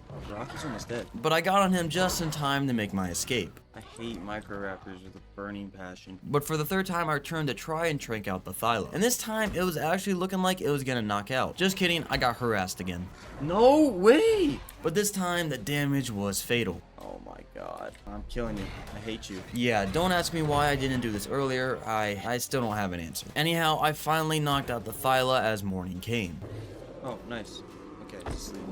Need to make a campfire so I can cook prime meat. I made 2 to speed up the process and set a random terror bird back to the lobby. Damn, it's just a sickle, dude. Oh, 88? I should have chopped up that Carno, dude. And I also made a sleeping bag just to be safe, and I fed the Thyla while I went to go get water. And I also got revenge on a Microraptor on the way. I'm gonna chop you up, buddy. Dude, the sickle's crazy. Anyways, everything was starting to go fine. That is until I got attacked by half the redwoods, and when I tried fighting back... What? No way. Kipper, dude, I'm so sorry. Kipper, wake up. Wake up. Come on. Leave. By the mercy of the art gods, I woke up with Kipper unharmed, the terror bird having ran off into the forest, and I immediately put Kipper into the safety of my pocket and started running. I'm leaving. I'm surviving on berries, dude. Since I got chased by the Microraptor and terror bird, peace was no longer an option, so I put an end to both of their careers, and I also got a treasure map in the process. But these pests just keep coming on in waves. No! Where are you coming from? Dude, I've got the whole I'm battling the whole redwoods. One thing I grabbed along the way was the remains of Rocky. Got bro's soul. He will be remembered, but I also need a saddle. And I was gonna tame the Thyla on cooked meat until this guy showed up. Quit trying to kill that.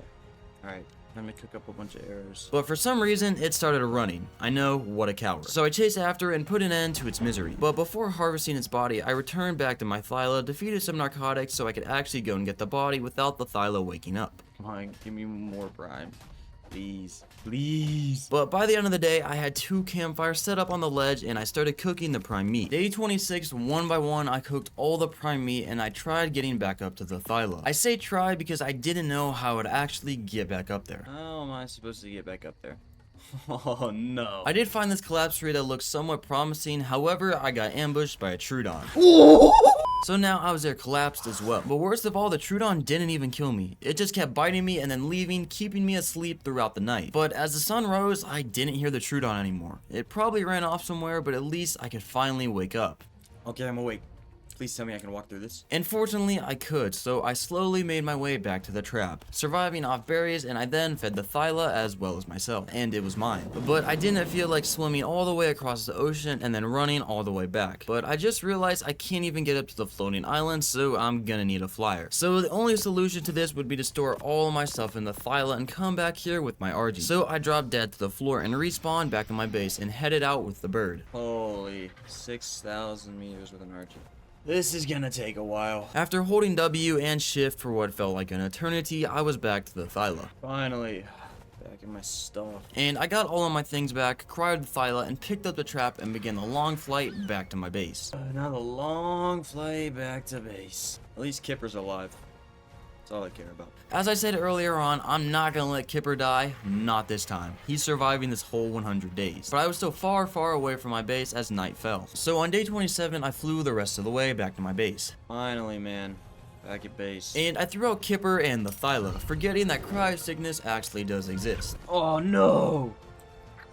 No, why is he asleep like that? He looks dead. Anyways, I repaired my armor and my crossbow and I waited for Kipper to wake up. But since Rocky died, I saddled up Gary and went out to look for a high-level PT breeding pair. But I wasn't having much luck of actually finding some good levels, and to top it off, Gary did not have that much stamina, so I had to land very often. Shoot. This thing is horrible stamina. Really missing Rocky right now. And instead of a high-level PT, I found this though. Oh, female 135. My Spino's female though, what the heck? Need a male high level. Seems like the art gods once again heard my prayer and blessed me with exactly that, a level 135 male Spino. Oh, male 135 Spino. Oh, I gotta tame that. But first, I gotta get a good pair of PTs because flying around on Gary is actually physically painful. I think finding a good PT is impossible. But soon after that, I spotted this level 140. Oh, 140. Now, witness my unparalleled bola skills. I'm about to hit a clip, dude. Never mind, I just got juked. I guess this actually was PT heaven because right next to the 140 I was aiming for was another high level PT. Oh, And a 150 right there? What? And they were also a breeding pair, which was just perfect, and the only thing I had to do now is wait for them to land. The 140 landed first, and I boloed it and put it to sleep. And I then got on Gary and followed the 150 around, but since I didn't have all day to wait for it, I pulled off this absolute mission impossible level stunt by jumping off Gary, parachuting, and throwing the perfect bolo to swat the PT out of the sky. Oh, that's how you get a bird to land. So 2 arrows to the noggin and the bird is out cold. But then a problem presented itself. What is that? No, it's one of those things. A Ceratosaurus to be exact, the new carnivore. It was a level 135 as well, and it was tearing through everything in the area. I just gotta do my best to lead this thing away. It was shredding a baby Bronto, and as the Bronto died, I managed to swoop in and get a little more prime to hopefully tame both of the PTs. I got the prime. I got the prime. That's if they haven't died, of course. But when I came back to check on them, neither of them were there. No way. No. Oh.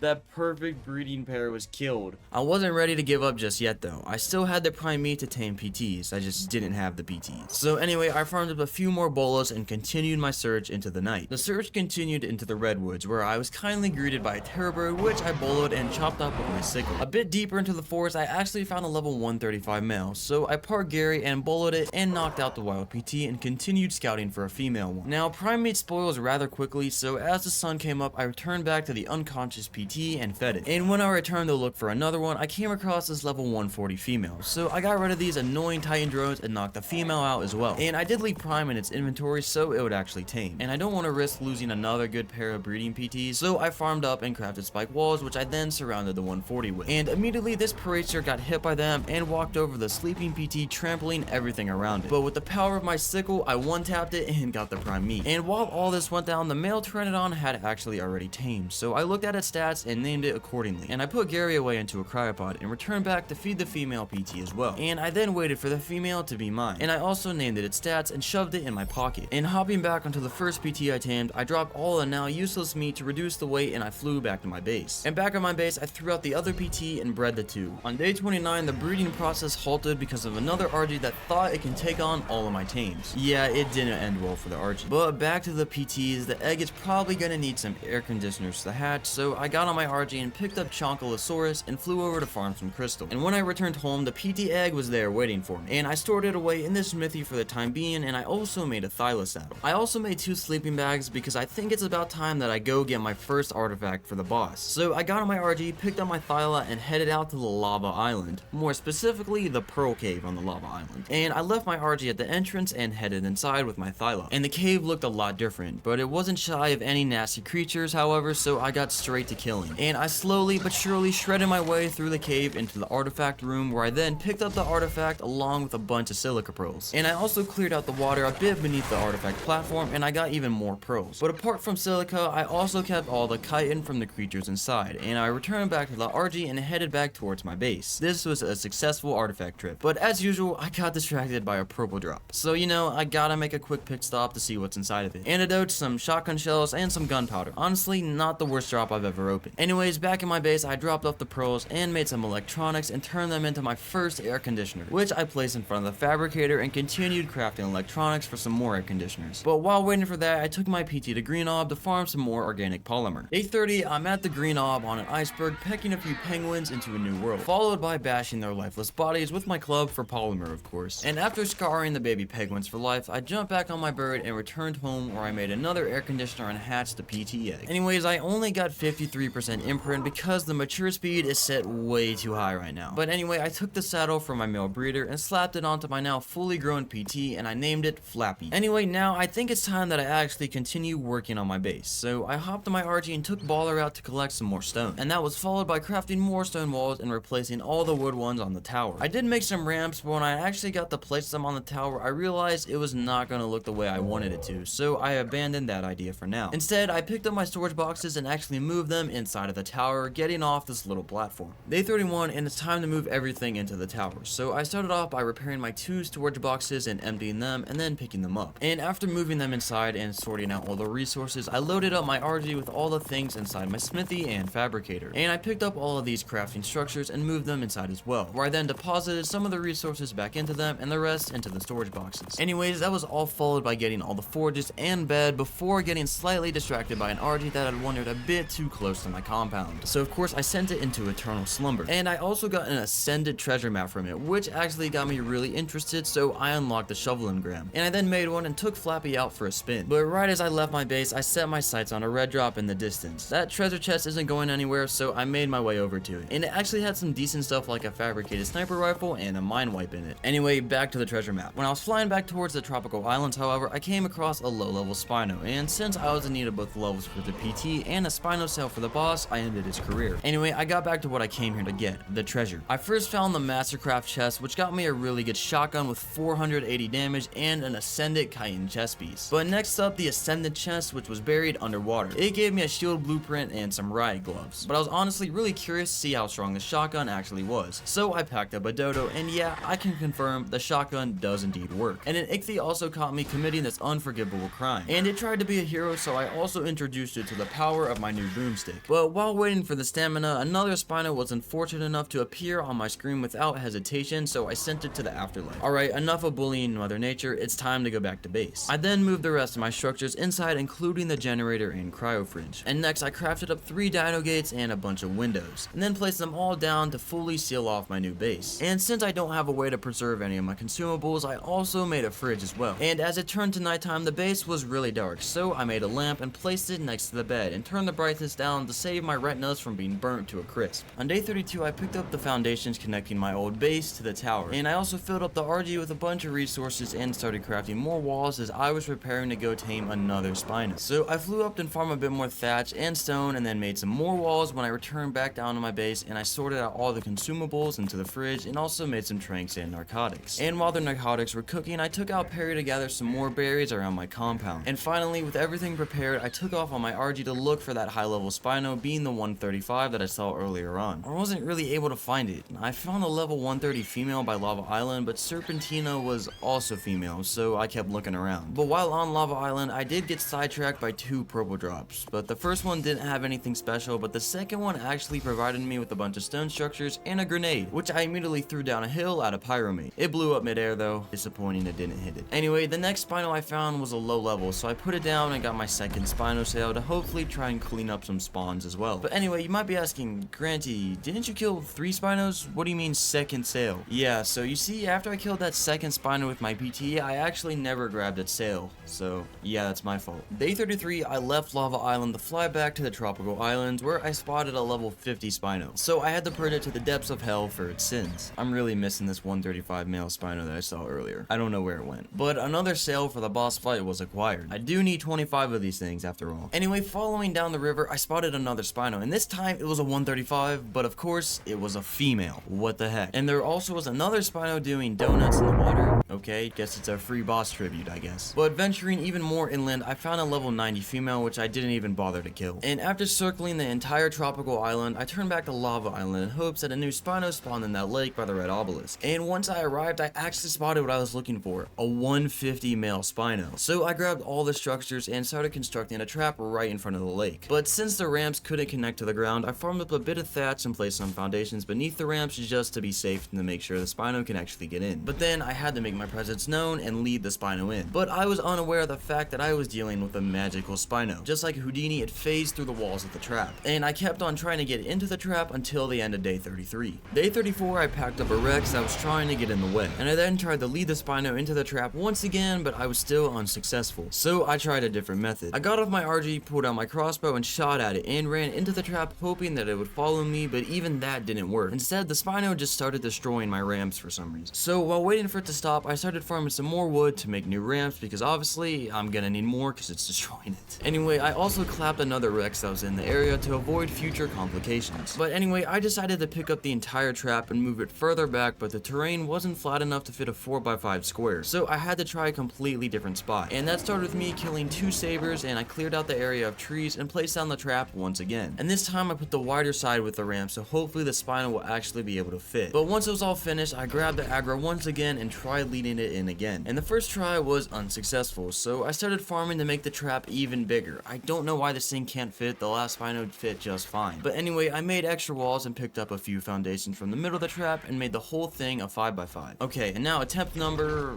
I've lost count. But once again, it was a failure. The Spino seems to run all the way to the top of the ramps, but it won't go any further than that for some reason, and it kind of seemed like the walls underneath the ramps at the top were causing the issues, so I removed them and tried trapping it again. And sure enough, it went straight in, so I quickly blocked it off behind it and it was finally trapped. Oh my gosh, this was so much work. But anyway, I demolished all the ramps just to be safe and finally started shrinking it out. Alright, day 35 and the Spino is knocked out, so it's time to get some prime meat for it. I found an Alpha Carno as well as a Rex that was really close by, so I started attacking them with my bird. But since that was doing pretty much no damage, I hopped off the back and packed up the Rex with my boomstick. And I then shot at the Carno twice, making it bloody enough to finish with my bird, giving me some more prime meat and also some experience. And after that, I returned back to the Spino and gave it a bunch of the meat and force fed it some narcotics to keep it asleep before flying up to a rock and just watching it tame. I already poured sweat, blood, and tears in the Spino, so I'm gonna be really upset if something happens to it. And that's why I kept feeding it narcotics and watching it tame the whole way through the day. And it did actually take the entire day, but it was worth it because as the sun started to set, the Spino tamed. And of course, I shoved it in my pocket and picked up the taming pen and began flying back home. On day 36, I took a detour to the snowy mountains to grab a purple drop of the ring containing a bunch of random stuff like a toilet, metal spikes, and a sign. And I also got a Ascended Chacolotherium saddle, but I despawned it right away because who actually tames those things? Anyways, finally back in my base. After all that unnecessary long taming Spino adventure, I sorted out everything from the RG's inventory and threw out my new Spino. And I also added the foundations connecting the old base to the tower again. And I expanded the entrances by adding 2 more foundations to both sides and some stairs to get up and down easier. Oh, and yeah, I also used the walls for the side of my base that had the triangle ceilings as the foundations, but it looks good now, so I'm not complaining. Anyway, as I crafted the last bits of stairs, I actually ran out of wood, so I picked up my beaver and did a small wood run right above my base. And once I returned back down, I made 4 more ramps and placed them on both sides of my entrances. And I then moved my Spinos back up and bred them to get the boss line started. And a quick trip to fill up my canteens later, and the first Spino egg was laid. But for now, I'm just gonna store it away in the fridge because I'm gonna wait for another egg to drop. In the meantime, I cooked up some meat and made a few trank arrows, and when the second egg was finally ready, I took both of them. And I also made some bolos and got on my PT and headed out towards the tropical islands again. What was I looking for exactly? An oviraptor. They make life a lot easier when you have a bunch of breeding dinos. But I did get distracted and opened a purple drop with just a bunch of junk in it. And I also just took the 2 water reservoirs and the cooked meat jerky and despawned the rest. Day 37, I arrived on Blue Orb Island and I was greeted by a yellow drop containing absolute junk that I despawned. And I also checked out a blue drop, but that was a complete waste of time as well. So anyway, after circling the entire island, I flew back over to the tropical islands where I took a quick pit stop to steal some pearls and rare flowers from some local beavers. I doubt they were happy about my visit. Anyways, I soon found what I came here for, being the oviraptor, so I boloed it. First try, of course. And I then put it to sleep so I can feed it some unhatched baby Spinos, as they eat eggs for some reason. And after staring at the unconscious raptor for 2 minutes, it ate the eggs and became a loyal part of my dinosaur collection. So I stuffed him in my pocket as I do with all my other dinos and flew back to my base. And once back home, I noticed my generator had actually run out of fuel. So I quickly made some in my forge to power my structures again before throwing out my newly tamed oviraptor and parking it below the Spino so it would collect their eggs for me. And I then relocated the 2 air conditioners on what used to be my base, as I plan to expand it later on and make that my new hatching area. And by the end of the day, I had my Spinos lay another fertilized egg as well, which the oviraptor collected. Day 37 began with a metal run since my forges have been collecting dust for far too long without producing any metal ingots. Alright, metal stocks are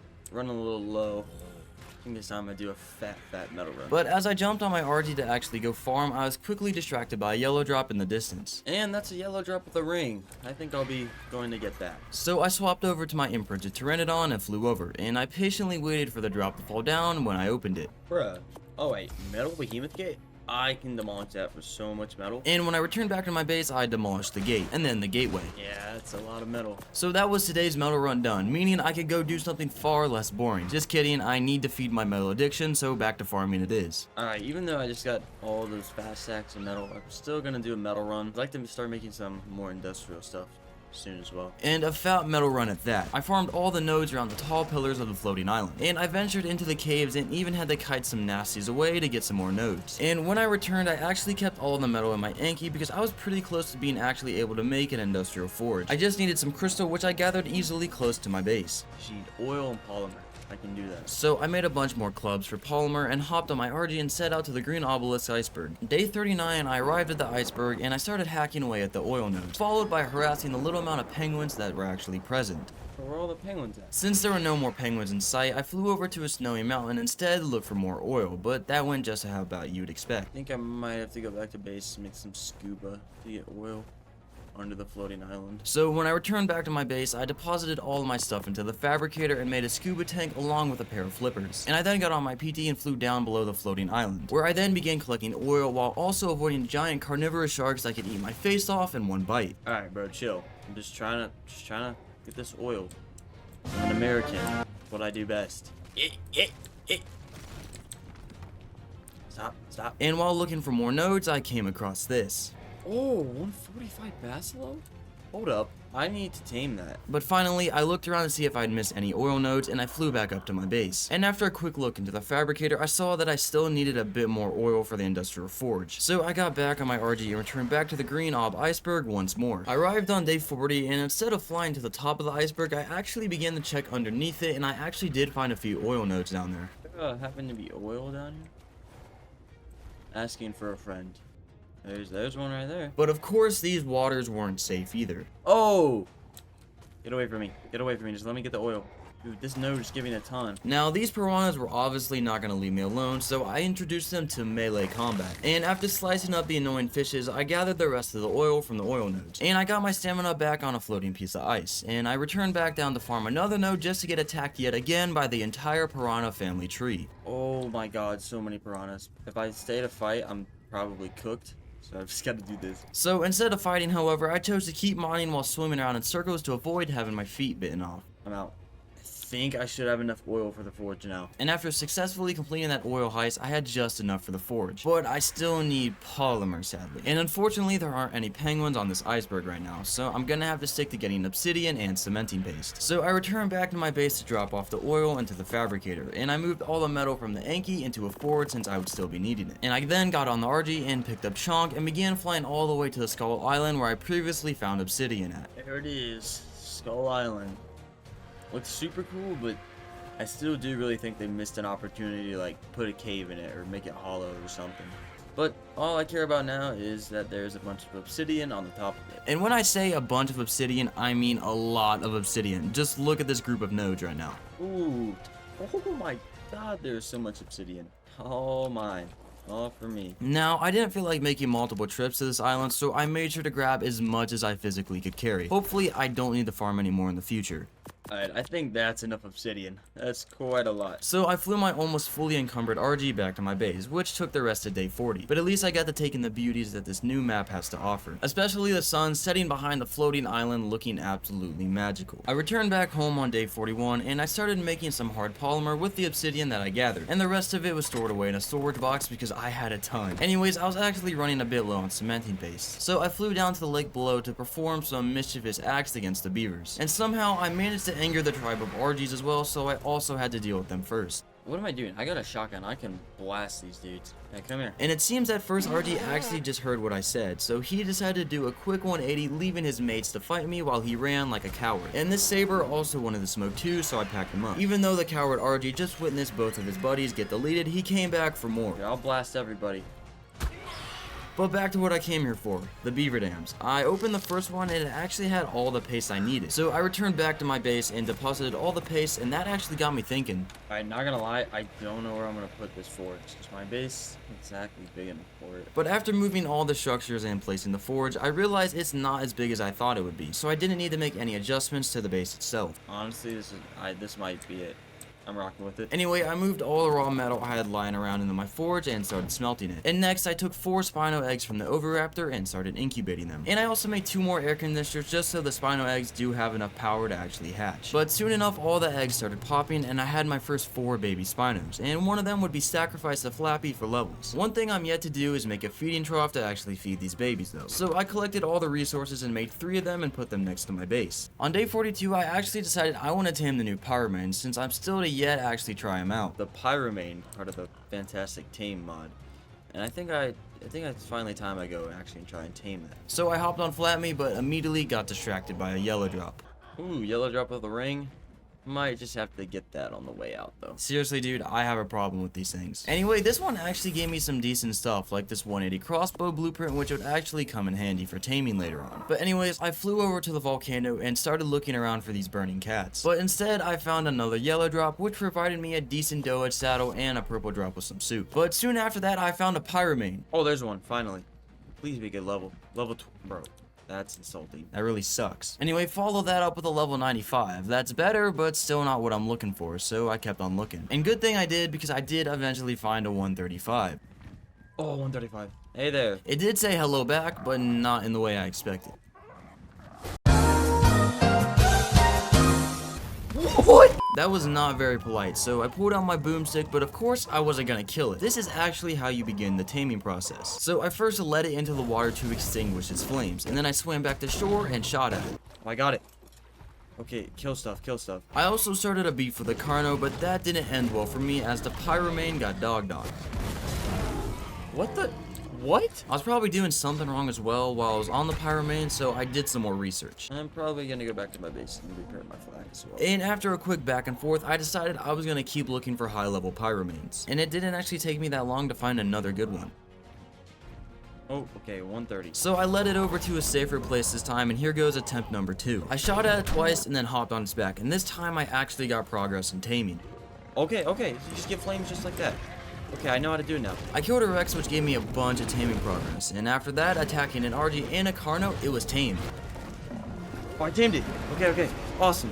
Day 43, I actually tested out the Pyromane by asserting dominance on a wild Pyromane. It wasn't the strongest of creatures, but I only tamed it to have it because it looks really cool and it's new. Also, you gotta pay for these things. Really stupid. But anyways, of course, I didn't forget to give it a very appropriate name. Yeah, I think that name describes it perfectly. And on my way back to my base, I stopped by a yellow drop with a ring again. That's pretty disappointing. Finally, back at my base, I threw Fire Kitty out and continued hatching Spino eggs because I might actually have to breed through mutations to fight the bosses, as the Spinos I have right now are not strong enough. And I might work on this breeding area, dude. If I'm gonna breed for mutations, I'm gonna have to make like a dome so the children can't escape. I need like them with the same levels, bro. Dude, no way always popping no similar levels. Since none of them were similar levels, I committed unspeakable acts of violence against them with my Thylo, but at least I got a bunch of levels. Anyways, the Pyromane actually has its own type of feces, which is kind of funny, but also weird. Is this your poop? Flaming? Okay. I then started raising the 3 Spinos that I already had in my cryo fridge and started working on expanding the hatching area. Alright, now I'm gonna make this like more of a dome. Just for mutation, breeding stuff. I think I'll just get some railings. But first, I need to do some farming, so I took my beaver out to munch down some trees and a saber while at it. And I also chopped down a few trees as well for some thatch, and then returned back down to farm some stone. That should be enough. And I made 40 quarter walls, and turned them into railings and stacked them on top of each other, so the Spinos can't escape when I kill them.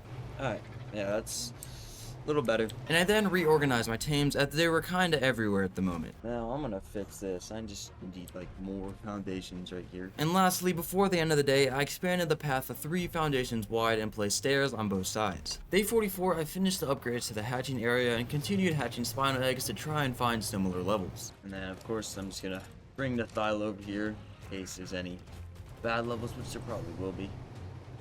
They all have identical stats, we just need identical levels. It's just annoying to get. And from the 2 eggs I had incubating, I actually got a good female. Ooh, a 241. Please be a female. Bang, yes. And a 235. Okay. So I actually don't need this one. After deleting another RG that wandered a little bit too close to my home, I stopped the other Spinos from breeding and moved all the old breeders out of the way. Alright, so now I just gotta wait for this one to raise. I can start breeding it with that one, pump out a bunch of eggs, raise up a bunch more females, and then we can finally start going for mutations. And while waiting for this Spino to grow up, I was completely oblivious to another RG that was attacking my tames, and unfortunately, it cost Gary's life. What? Gary.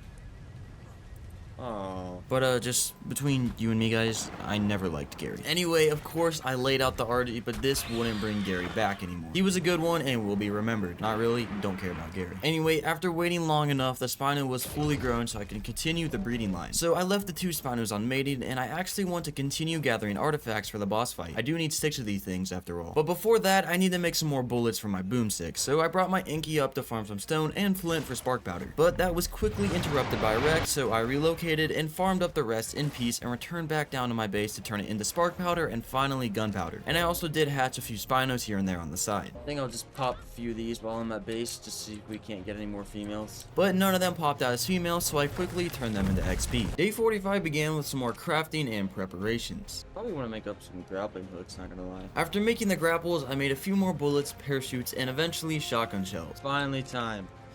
Go retrieve some artifacts. So I scooped up my Thyla and flew over to the cave. Awesome.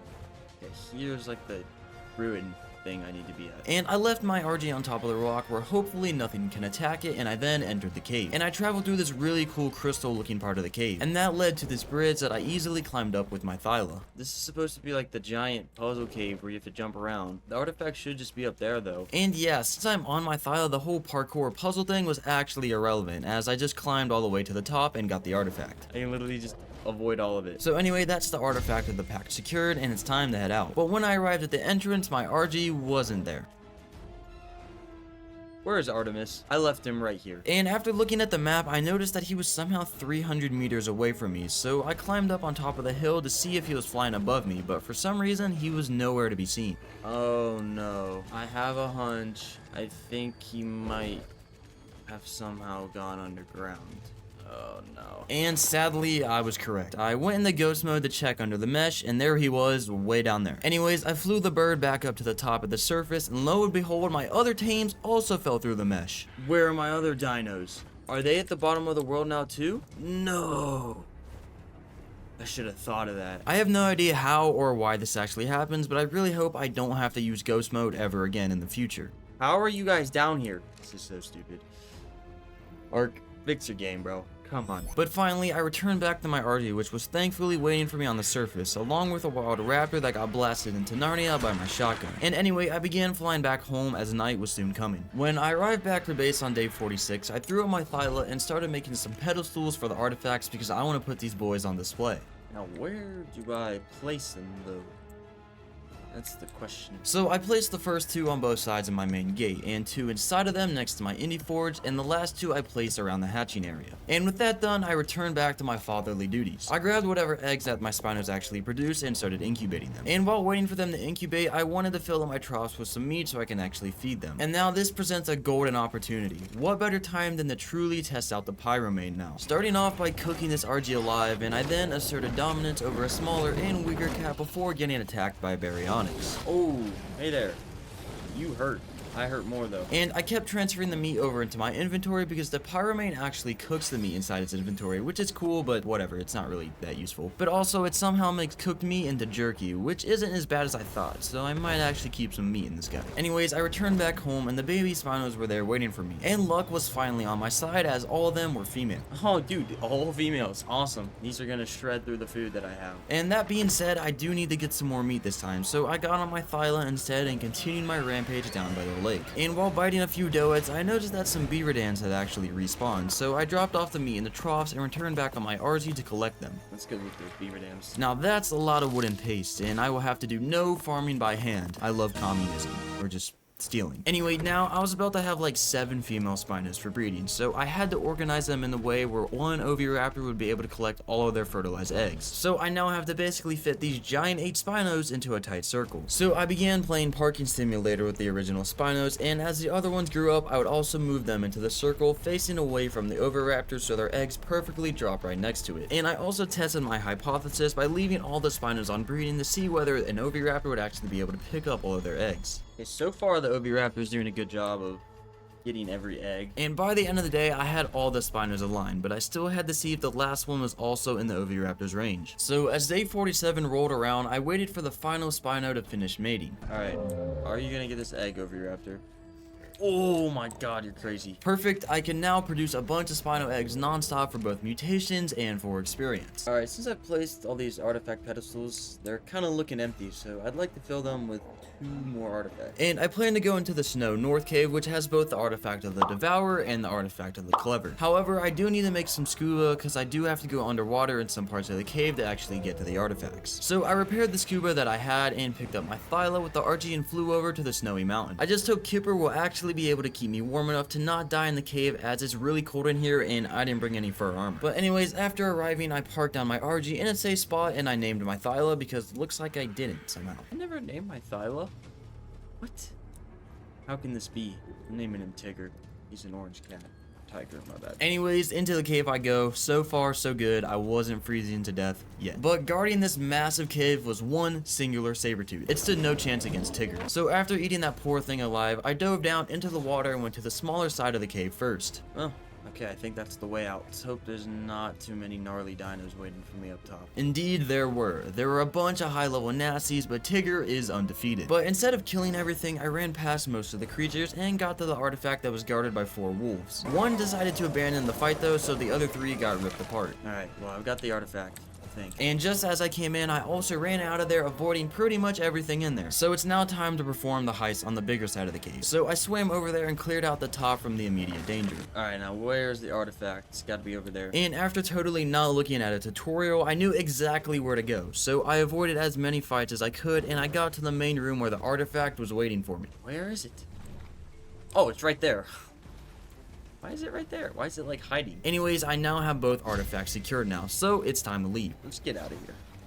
Mission successful. And I managed to reach the entrance in one piece, and luckily my RG was still there and not under the mesh like last time. This was a successful day. Day 48, I returned back to my base and placed down both of the artifacts on their pedestals by the hatchery. And then I also crafted an industrial grill and started making a little expansion on the outside of my base to actually place it. But that was briefly halted by the lack of thatch for some ramps that I needed, so I had to go out and smack a few trees. But once back at base, I did finish the small platform, and I placed down both the grill and the feeding troughs on them. And looking into the Oviraptor's inventory now, it collected a ton of eggs while I was gone, so I began hatching them en masse. But none of these guys would unfortunately not make it to adulthood because I wanted to get some cooked prime meat, and they all had bad levels. So when they all hatched, I fed them to the Pyroman and started cooking all the prime meat provided. And the animal abuse didn't stop there, as a second batch of fertilized eggs was also waiting for me in the Oviraptor. So after checking if any of them were mutated by looking at their levels, I realized none were, so I got rid of all of them with my Thyla and of course cooked all their prime meat in the grill. Day 49, the cycle continued. I waited for some Spinos to hatch and looked at any color changes and then killed them all because there were no mutations. And I also made a storage box and placed it on the outside of my base to keep all the boss tributes organized so I could see what I have and what I'm still missing. And that actually inspired me to get onto Flappy and go collect some of these tributes. As the center alpha boss fight requires a ton of them, I decided to start farming them early on. But of course, I got distracted by a red drop that gave me only a few resources on the way. And while waiting to get stamina back, I packed up a Titanoboa that gave me some venom. And after that, I returned back to my base where I made a second generator and picked up my cryo fridge, and then took the Pyromane out with me down to the swamp. And I placed down the Jenny and cryo fridge and waited for the cooldown and threw the Pyromane out of the cryopod. I'm gonna have to do this every time now I want to throw something out of the cryopod in a different part of the map. It's really stupid. But one thing I didn't account for was the Pyromane constantly losing his fire buff due to being in the water. So after only looting a beaver dam and looking around for a little bit, I decided to run back and pack up my stuff and return back to base. If I'm gonna come down here and farm tributes from the swamp, I'm gonna bring my Thyla next time. But anyways, more eggs were waiting for me, so as usual, I threw them out all to incubate. And one of the Spinos actually came out with a mutation this time, so I cryoed that one, and for the rest, well, they all met their maker.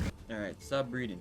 I got a health mutation. But now, all of these Spinos useless. They don't have the health mutation. So I whistled them all away and threw out the mutated baby to grow. Now I gotta wait for this Spino to grow up, and then we gotta restart the cycle of the Spino breeding army. And I consumed the eggs that I had left over and called it a day. Day 50, a random but useful thought popped in my head out of nowhere. Oh wait, I just remembered there's a 145 Basilo below the base that I want to tame. But first, I would need something that can actually swim fast underwater, so an ichthy would be perfect for me. So I made up a saddle for one and flew down to the bottom of the floating island to see if there were any ichthys I could actually tame down there. So to tame one, I'm gonna need some primates. So I flew back up to the swamp and shot down a paracer where the sun don't shine. But that got me all the prime meat I needed. Anyway, back at the bottom of the island, I first found a level 85 ichthy that would be fine for this task. Oh my god, it tamed instantly. Not expect that. And now with that ichthy obtained, I returned back to my base to check on my Spino, and it was now fully grown. So of course I saddled it and parked it, and of course started breeding it. So anyway, time to go get that Basilo now. So I flew back down to the swamp where I once again put an end to another paracer for prime. But when I went back down to actually tame the Basilo, I made a fatal mistake. Oh. I didn't bring a cryo fridge, so back to base I go. This is so stupid. I need to establish a water base down here. That's what I gotta do. Anyway, I actually grabbed all the stuff to make another cryo fridge and got an Artemis and flew over to the green obelisk to make one. I don't want to keep picking up the one on my base. Awesome. Another cryo fridge for a water base. And while over at the green obelisk, I decided to check if there was any oil on the iceberg as I was starting to run low. But sadly, I left empty-handed. But anyway, back at base, I threw out 2 Spino eggs and turned what little oil I had into gas for the generator. Gotta convert all my oil into gas, dude. As an American, this hurts me, dude. I need more oil. And when the eggs hatched, I got a perfect breeding pair of both a male and female Spinos that both had the health mutation. No, you're useless. That's kind of harsh, but it's true. Day 51, I gathered a little bit of stone with baller and some thatch, as well as I wanted to make a water base down below. And I crafted up a simple 2x2 and then headed down there with Flappy. Alright, I've got everything I need to set up a temporary, not even temporary, a water base down here. So I'm gonna go do that. But the placements of the foundations on the little islands was a little bit tough, so I couldn't set up the base how I actually wanted to, and I had to really design it around this specific terrain. What? You can't build down here? This has to be a glitch. That's insane. What about right here? Okay, you can build here. And since the placement was all weird, I decided to move to some rocks that are right above the water instead. Am I able to build on this? Yeah, I can build on these. Alright, I'll just set up like a weird base here. And when I say weird, I mean weird. Since I gotta build it in this weird shape, I need more walls. Also, the water here is still kind of shallow, so I could put up some gates to protect my water dinos in the future. But anyways, I returned back to my base and grabbed a bed and make 2 more walls that I needed. These guys are fully grown, so I can start them breeding now. And I parked the 2 semi-trucks and then finally left to go tame this Basilo that I feel like I've been trying to tame forever now. But anyway, down below, I placed down the missing wall, the door, and the bed, and threw out my Ichthy to go look for the 145 Basilo. I hope it's still here. Okay, I've spotted it, but it's in the middle of absolute hell. Yeah, just take a look at how many Megalodons are actually aggroed onto me right now. Oh my god. This has to be overkill. And when the sharks were distanced enough, I decided to try and go feed that Basilo. Now, Basilos take forever to lose hunger, so I returned back to the water base and cried the Ichthy and flew back up to the swamp for some more prime meat. And I came across a gang of racers performing some weird rituals, so I killed one that wasn't a part of their gathering and got my prime meat. And while waiting for the Basilo to lose more hunger, I sat in my water base while Flappy kinda just looked out for me. And once back, I had a visitor at the door, so I introduced myself. Don't mind me. What? You can harvest this? Just gotta hit an angle, I guess. Quick tip for killing trilobites. Swing your hatchet in every direction and harvest literal air to get their corpse. Yeah, that makes sense. Anyhow, time to feed the Basilo again. I popped out the Ichthy and swam back over to it. Yeah, I can feed it. And soon after the first feed, I got off the second one as well. But for the third and final one, I had to kite all the sharks and mantas away because I had to cryo it after I tame it. Alright, everybody, keep it pushing. And with some distance between the Bassie and the sharks, I went for the third feed and it actually tamed. But I wasn't able to cryo it due to this one manta biting me, so I had to just whistle it back to my water base where I then cryoed up both of the tames. Day 52 began with me packing up the water base as it was kinda useless to me at the moment, and so I could use the cryo fridge somewhere else. Anyway, back at base, I sorted out my inventory and repaired my flek and got back on egg hatching duty. Really? That whole time you only produced 2 eggs? And the first Spino to pop was unfortunately a male, so it's gonna have to meet its demise. I'm sorry, you gotta die, bro. But the other one was a female, so that's another one for the breeding army when it grows up. And I got on my Pyroman and killed an RG, as well as a Scorpion for some quick raw meat. And when I returned, I had 3 eggs waiting for me in the Oviraptor, so I began incubating those as well. And the first Spino out of that batch was a female, but the second one wasn't so lucky. Kill that one. Fortunately for the third one, it was also a female. Rest in peace, buddy, you should have been a female. So now I got 3 females that are growing up once again, so I gotta go farm some meat so you know they don't starve. And my Fire Kitty makes quick work of these RGs that keep just flying into my base randomly. So even after wiping out entire families of them, I felt absolutely no remorse. And as you can see, one of the RGs flew into my base just again as I said that. Hey there. Get down here. Anyways, after blasting his face off, I fed my Spinos and soon enough, one of them turned into an adult. And I put them in position and it's now a part of my army production game. Day 53 began with me crafting another pair of scuba flippers and a scuba tank. This is mostly because I want to retrieve the artifact of the brute that's located deep in the ocean. But before heading out, I waited for my Spinos to fully be grown so they can start mass producing eggs for me while I'm gone. And soon they were both adults, so I parked them in the Spino circle and began letting them breed. Alright, Spinos are all good to go. And with everything I need now on me, I hopped on Flap Flappy and headed out to the ocean. And I landed on an island close to the blue obelisk and set up my generator along with a cryo fridge. And after the cooldown was up, I threw out my ichthy and picked it all up again and began the adventure. Alright, I'm gonna make a grand old voyage. I swam down to where the deep ocean begins because that's where I believe the artifact was located. It should just be right down here, like in the open. I think.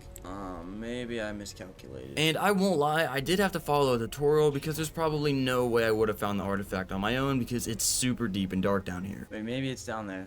Oh yeah, it's right there. Now, with the artifact acquired, I went on a little side quest of looking for Tusos, since I do need those tentacles to actually start the boss fight. Alright, now since I'm here, I might as well look for Tusos. I came across a mosasaur, which means Tusos also spawn here, and soon enough, I did actually find one. And now you might be thinking I want to tame it, but I'm actually going to try and kill it with my Basilo, since I do need the 25 tentacles for the alpha boss fight tributes. Anyway, I gotta find a place where I can actually throw out my Basilo, and I came across this underwater bubble that I could actually build in. So I chucked down the generator and the cryo fridge. Just gotta wait for the timer that takes half a lifetime. And after waiting said half a lifetime, I threw out my Basilo and killed a plesiosaur that started harassing me. But my Bassi was still a bit weak, however. I haven't really leveled it up that much. I have a crazy idea to level this thing up, but that's gonna require me to go back to the base. Okay, you probably already know what I'm about to do. It's not a secret plan or anything, but I'm gonna go back to base and grab some Spino eggs, pop them out over here, try and kill them with the Basilo somehow. Get a bunch of experience with this guy. I left the Bassi out in the water and placed down the generator and cryo fridge once again. Alright, the morning day 54, the century-long cooldown of the cryo fridge passed, and I can now throw out my PT and fly back to base. Back to base I go. And once I arrived, I did take a peek into the Oviraptor's inventory. And to be fair, I did expect a little bit more, but I'm not complaining. Anyways, I picked up the air conditioners in my hatching area. And I also picked up a bunch of Spino eggs, but I'm gonna have to fly back with my Argy this time because the eggs were way too heavy to carry with Flappy. If you can't tell, I'm gonna power level the Bassi by killing baby Spinos. So after the painfully long flight back over to my Basilo, I began placing the air conditioners down, but I quickly found out that they do not work underwater. Wait, do they work? So I lined them up on the beach instead and began the hatching process right at the Basilo's mouth. This is some next level cruelty for these baby Spinos, but it'll be over for them very quickly. And it also has to be done in the name of progress. Alright, just gonna make sure there's no 245s, and then I'm gonna massacre. There's a 245. Oh my. Nope. Okay, it's bad. So the spawn killing commenced, and one of them actually managed to get away, but not for long. Oh, like only one got away.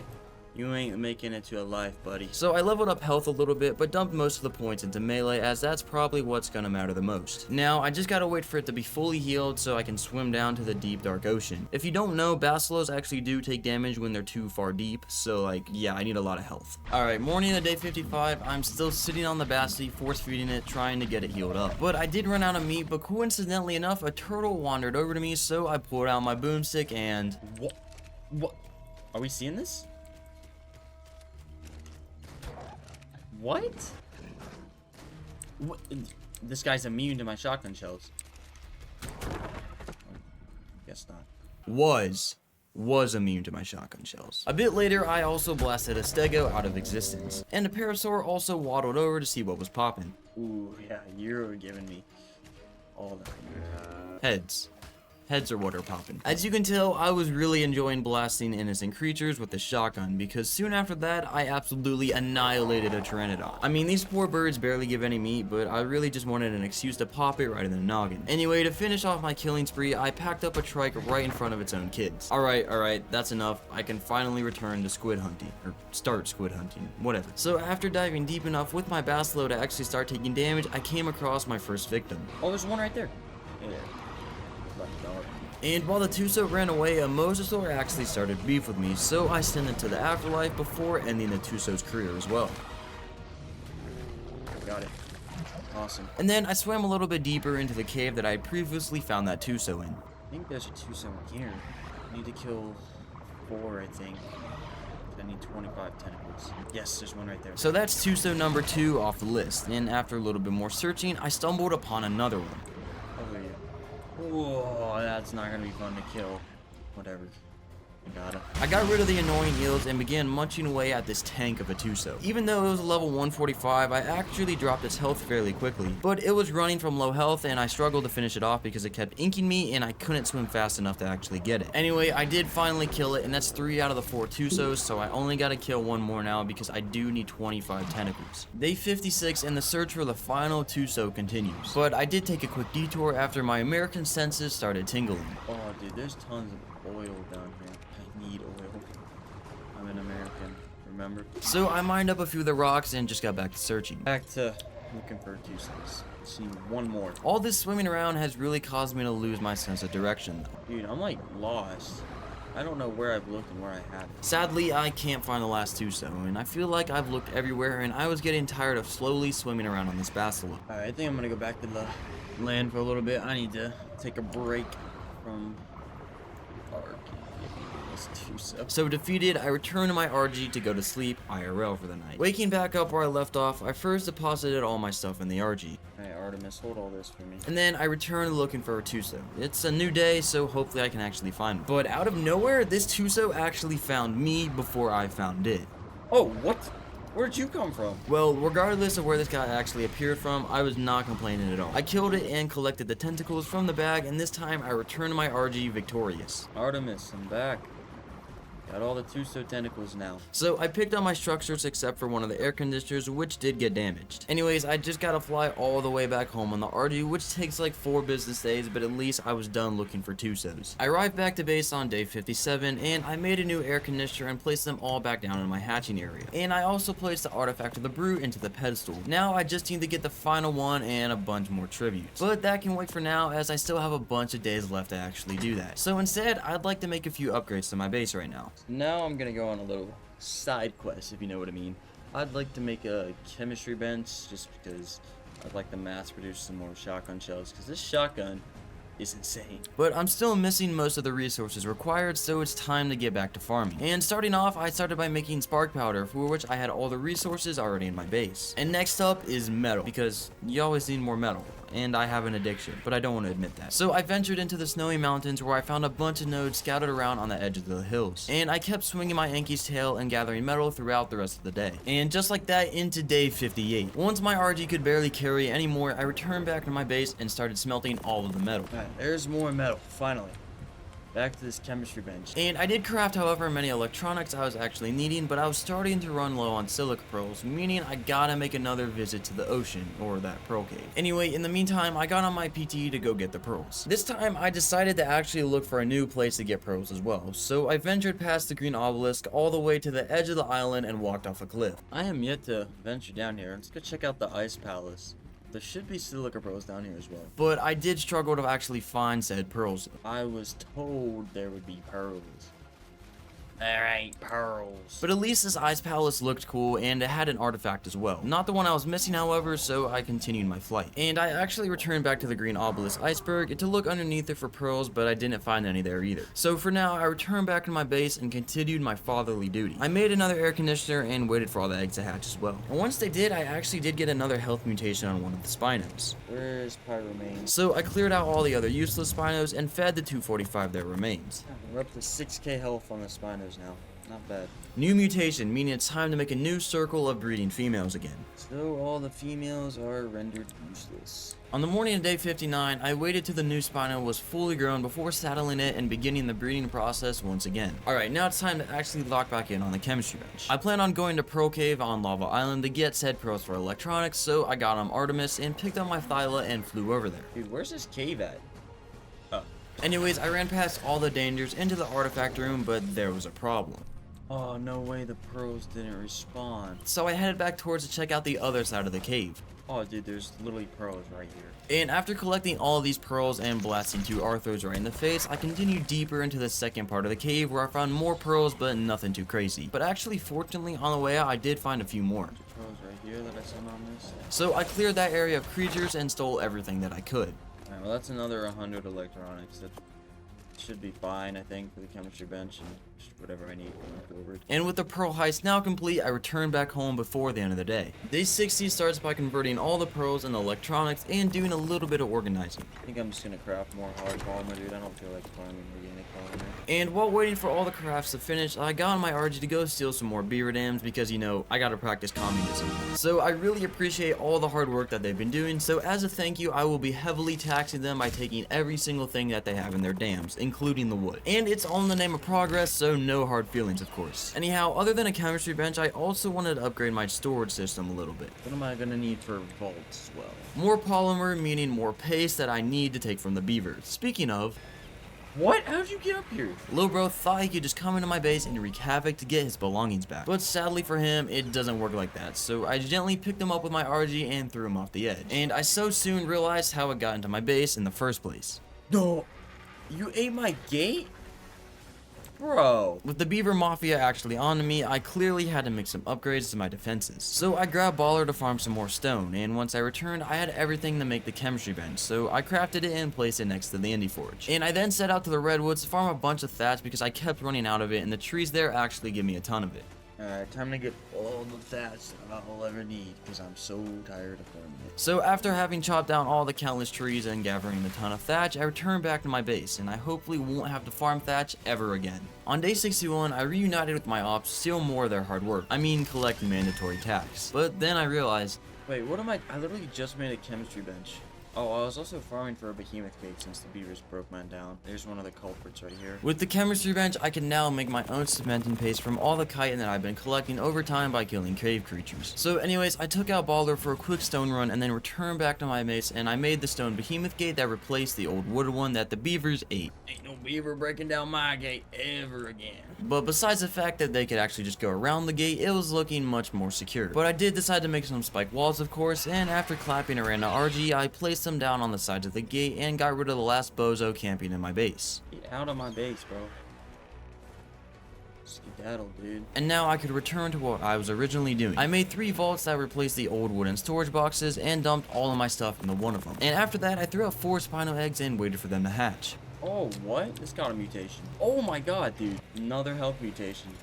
All day, dude. And just like that, another breeder was rendered useless, and into the pile of Spinos it goes. So I grabbed all the other Spino eggs and stored them in the fridge for free future XP. But one fridge was not enough space anymore to store all of my consumables. So after getting a little bit of crystal, I made another fridge and placed it outside next to the troughs. And I grabbed my Anki and began farming flint and stone before the end of the day. After I was done farming on day 62, I started mass producing gunpowder. And I then turned that gunpowder into simple bullets. And also my Spino raised, so I got it saddled and back into the breeding circle before returning to the smithy and turning all the simple bullets into shotgun shells. And once my Spinos laid the first egg, I threw it out and waited for it to incubate. Oh, wait. Is this a male or female? Sorry, bro. Gotta put you down. 3 whacks to the head from the Enki and he was asleep permanently. Anyways, I want to farm some more tributes today, so I picked up my Thyla with my RT and flew down to the swamp where I started hunting both Titanoboas and Sarcos. Yeah, we need Titanoboa on him. Oh, no way, I just got swamp fever. Good thing I've got antidotes back to base. And I also raided a fat beaver dam that was full of paste. This beaver was definitely not paying his taxes before this. But besides that, I blasted 2 Sarcos for the skin and a few Titanoboas that actually gave me some venom for once. Anyways, I also clapped a few other oversized crocs and some snakes before returning back to my base and obliterating a saber that somehow got in here. And I then cured myself of the disease and burnt all the other leeches off of me. I made a few wooden clubs on day 63 and I returned to the iceberg to slaughter all the penguins for their polymer. And once they were all dead, I returned back home with all the polymer that I would need, and I made an industrial cooker. So I expanded the base on the other side and placed the cooker down there. Now, using these 2 water reservoirs I got from a drop a bunch of days ago, I can now carry irrigation up to my base. I think I need another 2 water tanks. And with the help of these extra 2 water tanks, I now had water in my base. So now this is irrigated. Bang, dude. I could be a plumber. I'm really so glad I don't have to build irrigation pipes all the way from the lake to my base like you would have back in ASC. So anyways, I threw out whatever eggs the Oviraptor had and unalived the male. And I now have a 24/7 breeding pair, so I moved the 245 into the useless pile of Spinos. And I also made and placed a water tap inside my base so I don't have to fly down to the lake every time I need to refill my canteens. And for the rest of the day, I kinda just waited on my Spinos to grow. Alright, day 64, I began breeding the Spinos once they grew up. And it was now time to continue continue my little side quest for medical brews. I'm gonna make this crossbow, and then I think it's time we gotta tame a Brontosaurus. For hopefully the last time, I used Perry to farm all the narcotics I would actually need to tame the Bronto. And after turning all the berries into narcotics and tranks, I headed out with Artemis and Tigger. Probably just gonna run around and trank it out on my Thyla. But my flight did get paused halfway through to grab another yellow drop with a ring, and inside was an even better sickle waiting for me along with some metal structures.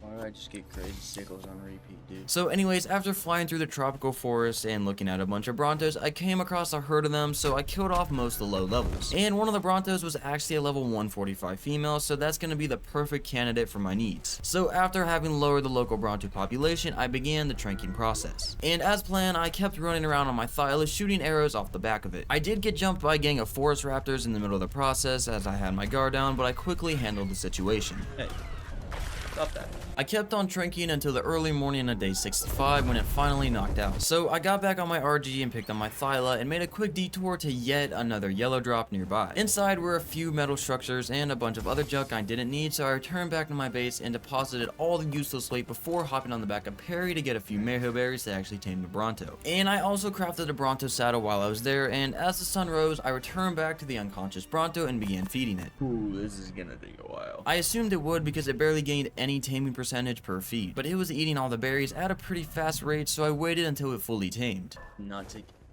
near as long as I thought it would. And then I named it. Beer. Yeah, beer. I'm naming it beer. I don't know. Alright, I'm gonna farm a ton of narcoberries now. Don't ask questions about the name, I don't really know how I came up with that. That's if I can move. Just kidding, a simple rock is not enough to stop me. And boy did I miss having a Bronto. With just a few swings, my inventory was already full of berries. And while minding this own business, this Rex wanted to mouth off of me, so I force-fed some bullets and continued my labor. You see, I wanted to gather as much as possible in one trip so I don't have to come back out here to the tropical islands again to farm berries. So the farming continued into day 66. And I did accidentally hit a trike while swinging my tail everywhere, but rightfully the trike started attacking me back, so I gotta get rid of it. But the tail swinging wasn't doing that much, so instead I pulled this trick shot on it. What did this poor trike do to deserve such a fate? Well, I guess he was just at the wrong place at the wrong time. But it didn't stop with trikes though, because I also hit a packy. Bro. Anyways, after clapping it, I decided I had farmed enough and I crowded the Bronto and returned back home with all the berries. And after picking up a purple drop with a ring that contained some structures and new drip, I was back home where I filled up the chemistry bench and made a ton of narcotics. And then I also put all the tinto berries and narcotics into the cooker. And while waiting for medical brews to be made, I also got a visitor. What? All coming from? Aside from that raptor, I also jump shot at an RG and somehow didn't notice the second one coming right after until a little bit later. Bro.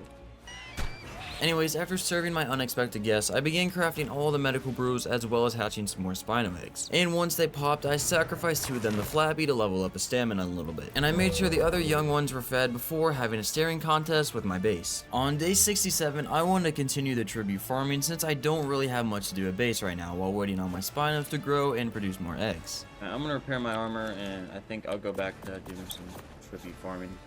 Mostly swamp stuff like Sarcos and Titanoboas. Honestly, just want to grind it out of the way because they're pretty annoying to farm. So I picked up Tigger and flew back out to the swamp where I first strangled a snake in Artemis's claws and then blasted another RG out of existence. And then I went full Dune Slayer mode when I got picked up by a Capro shooting everything in sight while Tigger was also ripping things apart. Oh my gosh. That's why I hate the swamp, man. That's why I just want to grind it out. I also had made a campfire so I could just burn leeches off of me on the go. And I then returned to my Thyla to commit more war crimes against the swamp's inhabitants. Well, just mostly Sarcos and Titanoboas, but anything that would attack me was also on the menu. Holy Meganorus. Alright, these Capros are really starting to annoy me, and they're jump scares when they do that. Get out of here. Oh, I just don't do that. I did also collect some paste from beaver dams while at it too. The cycle of finding and killing every snake and crocodile in the swamp continued until the sun started setting. And by this point, I had basically gone through every square inch of the swamp, so it was time I head back home. Alright, well, I definitely didn't get all the Sarco skins, but like, I did a whole circle of the swamp, and I only stole 10 Sarcos. And back at base, I sorted out all my stuff and called it a day. Early morning on day 68, my Spinos were all grown up, so I assembled the Spino circle once again and began breeding for more eggs. And in the meantime, I threw out all the eggs from the Oviraptor to hatch, and once they did, I had a quick look to see if any of them had new mutations. Need 249s. No. so I'm gonna skip the part where I show you what happened to them. All you need to know is that Flappy got himself a pretty high calorie meal for breakfast. Anyway, another tribute I need a bunch more of are Megalodon thieves, so into the water below my base I go. I plopped down the generator and cryofridge and waited 6 eternities and finally threw out the Basilosaurus. But very quickly I was surrounded by sharks, including an alpha one, which gave them a fat buff, making them near impossible to kill. Oh my. All alpha boosted. Yeah. No. So I chose to dip and kill the ones that are low level and separated from their groups. And I also did try to kill a Basilosaurus while down here, as I do need some of their blubber for the boss fight, but I quickly got compromised by all the sharks. Sorry, bro. Need blubber. Oh. Stupid alpha. Anyways, I continued killing Megalodons until I had all the teeth I needed. And I also came across a low level Basilosaurus that wasn't surrounded by 10,000 sharks. I'm gonna try and get some Basilosaurus blubber here. And good thing I did, because I got my first bits of Basilosaurus blubber and a bunch of oil. Finally, bro. That was horrible. I'm definitely looking for Basilos in the open ocean. I cannot be bothered to come back here. And I returned back home with all that stuff as day turned into night, but at least I got all the teeth that I would need. So, I currently need more Basilosaurus blubber, a bunch of Megalania toxin, a bunch of sauropod vertebrates, a few more sarco skins, a bunch more Spino cells, bunch of Thylacoleo, and that's it. Oh, we got a lot of grinding ahead. Alright, day 69, and I also need 25 Thylacoleo for the alpha boss fight tributes. I'm gonna make a pistol with a few bullets, because I'm gonna go Thyla hunting. Yeah, I'm just gonna shoot them off trees, so I'm not trying to get pounced. So I made a scope for the pistol after gathering a little bit of crystal, and I headed out to the redwoods on Flappy. And once there, I found my first Thyla, but it seemed a little bit confused, because when I shot it, it turned into a flyer and slowly started descending from the tree rather than dropping. What the heck? What's this guy? What's he doing here? So curious me ran over to it, and I don't even know how to describe what just happened. Why are you watching this? What? Thank you for doing that for me. Anyways, on to the next victim. It also didn't like getting shot. What is wrong with them?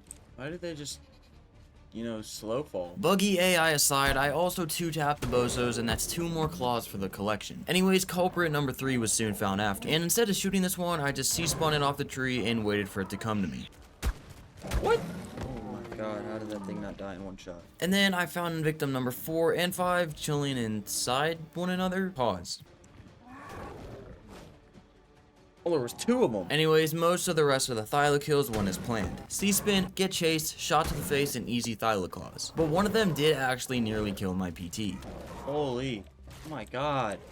Die. And also one of them did do a crazy pounce on me, but due to its low level, it got one shot. The hunt continued into day 70, and I soon found the last victim for the tributes. Last Thyla. So I packed it up, and that's it for the claws. I think while I'm out, I might hunt some Spinos as well. Not before waiting for this yellow drop to land though, because inside I found a pair of flippers and a Mastercraft Allosaurus saddle blueprint, which is exactly what I need for the boss fight. Said no one ever, so I despawned the drop and carried on with my life. But someone who wouldn't be moving on with their life, however, was this level 90 Spino that donated its sail to me. And soon after, I also made another Spino face plant into the ground, and that's sail number 7 out of 25. And I also flew back over to the red obelisk on Lava Island to see all the necessary tributes that I did actually need. But what I didn't expect was to be hit with blindness. What? What is going on? No worries though, a quick relog fixed my eyeballs, and I was on my way looking for some more giant sailed friends. And I ventured all throughout the tropical lands, into Green Obelisk, where I eventually found one chilling by the iceberg. Literally. Chilling. Anyways, want to see a magic trick? This is how you can inspect the teeth of a Spino to see if he's been visiting his dentist recently. Hey there. And a couple of other Spinos were hiding on the other side of the iceberg, so after ending both of their careers, I went to circle back towards the swamp like an American drone, and I found something that I would need. I need your skin. Thank you.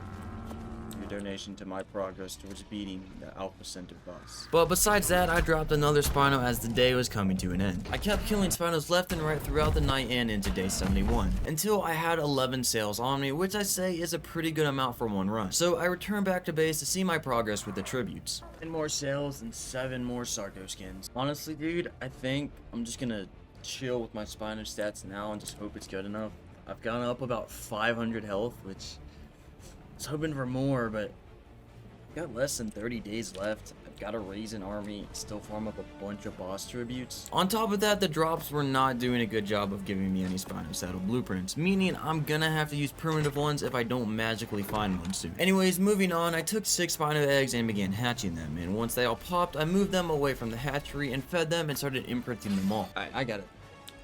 Chill, dude.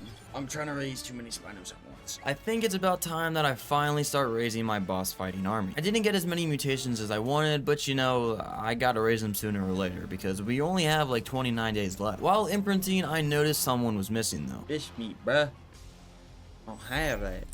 Kipper, do you have... Where's Kipper? Oh my god, where is Kipper? Hold up. Kipper is 7,000 meters away. Kipper is in the redwoods. Yeah, somehow I forgot my little Kipper probably when I was done with the Thyla, so I cryoed the Spinos and began the mission. Rescue Kipper. Kipper dies, I'm going to be so mad. I jumped on Flappy and began making my way over to him. I'm coming, Kipper, don't you worry. And I made it over to the redwoods safely, and I was soon reunited with Kipper. Kipper? Kipper? I'm so sorry, dude. I don't know how I left you here. I'm glad you're safe, though. And with Kipper once again on my shoulders, I returned back home. Day 72, I began hatching new Spino eggs. I think I might just restart on the Spino babies because, like, I think I need to raise like 3 at a time to effectively imprint them. So I got 3 new eggs from the Oviraptor and 3 new Spinos hatched, but I quickly changed my plans. What? Dude, no way this got a mutation. Okay, never mind. I'm not raising you two. After turning the 2 Spinos into food, I once again disassembled my Spino circle and waited for the new ones to grow. And once it was fully grown, I began the breeding process for the last time, hopefully. Because if I get another mutation, I probably won't have time to raise an army then. So while waiting for eggs, I left my base to get some raw fish meat for Kipper. So I flew down to the rivers of the tropical islands where I blasted an ichthy out of the sky so it wouldn't eat my prey. And I then kited these 2 piranhas to shore where they similarly met their demise. And on my way back, I looted a purple drop in hopes of finding a Spino saddle, but instead I got a weird combination of loot which I probably would never need. Anyways, back to base, I cooked the fish meat and repaired my armor again. Day 73 began with me hatching 2 more Spino eggs, but unfortunately none of the newborns had the latest health mutation. So after converting them into hide and meat, I threw out another egg that was laid in the meantime, and I patiently waited for it to hatch, and this one did not disappoint me. Bang. Breeding pair. So I moved the last 247 into the useless pile, and I waited for the new level 249 to grow up. I finally got a breeding pair. These will be my boss Spinos. And soon the first egg was produced, and I didn't waste any time and I began hatching it, also while crafting shotgun shells for my shotgun. And once the egg hatched, I claimed it and it was a male, so I renamed it the boss as this one would be the first one used for battle. And I then sat around base, imprinting him until he wanted to eat regular kibble, so I took a quick look into the cooker to see what I needed. And I tried using a Spino egg to see if I could craft it, but it would not work, so yeah, this guy, you're probably not joining the boss fight, buddy. I'm gonna need to hatch another in your place. Alright, day 74 began with me crafting some grapples and cryoing my pyromane because I still need to get the last artifact for the boss fight. And now I am taking my pyromane instead of the Thyla because the last artifact is actually inside a lava cave, and I think the pyromane would just be better to move around in there. So I hopped on the back of Flappy and flew back over to the volcano island. Just the cave? It's gotta be. Why is it glowing like that? Oh my god, that's bright. Anyways, I popped the cryo fridge down along with the Jenny, of course, and waited another 12 millennia and finally threw out my pyromane. And once deployed, I ventured inside. Let's obtain this artifact. That's a big drop. And I tried my best to avoid fighting anything inside, but I still got webbed by some spiders. It's gotta be down there, right? So I made my way down to this kind of familiar looking structure, and honestly it kind of looks like the one with Ice Cave, just with lava instead of water. How is it not right here? Well, the artifact is supposed to be right here, but for some reason it's not spawning in yet. So I decided I would wait a little bit, hoping it would appear out of nowhere. And while waiting, I killed a ton of titanium boas. Honestly, wish I came here earlier, would have saved me a lot of time by not having to like wreak havoc on the swamp. But anyways, besides that, I also got a treasure map from one. Oh, send the treasure map. And I did actually try leaving and come back to see if that would make the artifact appear, but it's still not spawning in where it should be. So I waited a little longer and tried relogging again, but that didn't work either. So I kind of just stood around waiting until the end of the day. Like, where is this artifact, man? It's supposed to be right here. All the other ones spawned in just fine. Where is this one? And the waiting continued into day 75, and after standing around for another 10 minutes with absolutely no artifact appearing, I just spawned one in. I don't know what's wrong with it. I really didn't want to use commands, but this game game left me no choice. Anyways, I can now return to actually progressing again. That's if I can actually find my way out of the cave. Oh, this cave is huge and I cannot figure out a way. I think it's right there. Yeah, this is definitely my way. Finally, after an entire day, I can fly back home. And once there, I placed the last artifact on its pedestal. Ooh, last artifact. Totally didn't summon it. And I then took the Ascended treasure map that I had in my vault from earlier on and went out on Flappy to dig it up. But the loot wasn't too bad, but it wasn't what I was looking for. Bro, crazy Tusoteuthis saddle blueprint, not... I don't know. However, on my way back to base on day 76, I stopped by in the swamp and got a yellow drop. Put over the ring. Yeah, I think my reaction said a lot about that drop. Anyways, back to progression. I actually needed to get this Spino army raised as soon as possible, so I took all the eggs from the Oviraptor and started hatching them. And once they popped, I fed them and named them all boss and started imprinting them. And since one imprint only gives about 13%, I had to start raising the boss Spinos early to make it in time. But even then, I couldn't fully imprint due to how my settings are set up. These are like almost my fully imprint Spino stats. I don't think I'll be able to get 100% imprint just because the way my settings are. But even then, the stats were decent once they were fully grown, and with all the power leveling, I think they should be strong enough to take on the bosses. Anyways, one of the boss Spinos was a female, so I also used it to speed up my egg laying process. And I then went on a quick meat run with the Pyromane before the end of the day, filling the feeding trough. Day 77 began with me going on another meat run, but this time it was with my Thyla because these Spinos absolutely shred through my meat supplies. Need to farm a lot of meat for these guys. I also took a quick stop to look inside a yellow drop with a ring, which provided me with some new drip for my feet. Ooh, I like black boots. And what better place to get meat than the swamp? There is an ungodly amount of dinos right here. So I parked my RG on one of the pillars and began massacring everything in sight. Yeah, just kill your parents. That Paracer is gonna grow up to be Batman. Or not. Anyways, after bringing peace to this area by Thanos snapping all the life away from it, I returned back to my base where I once again began hatching 3 Spino eggs. And once hatched, I started imprinting, and the first 2 wanted some berries, but the third Spino wanted kibble. Bro!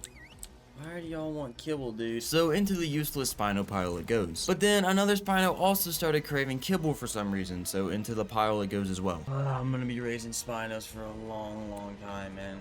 If they keep wanting kibble like this. I grabbed 2 more eggs and started incubating them while imprinting the other Spino. And the 2 new offspring soon joined the imprinting process.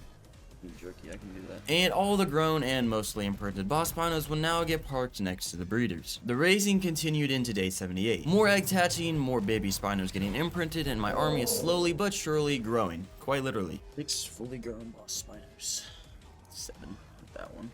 9 if these 2 go good. By go good, I mean if they don't request something crazy like kibble to get imprinted. And once Spino number 7 was grown, I threw out another egg onto the hatching platform, which soon brought another brave fighter into this world. And another female Spino had fully grown as well, so that's another one added to the breeding pile. But unfortunately, one of the adolescent Spinos said he didn't feel like going to war and asked me for kibble.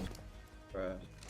So 2 replacement eggs have now entered the chat. I mean, the hatchery. Day 79 began with 2 of my Spinos being sent to the ditch. I'm getting so unlucky with these.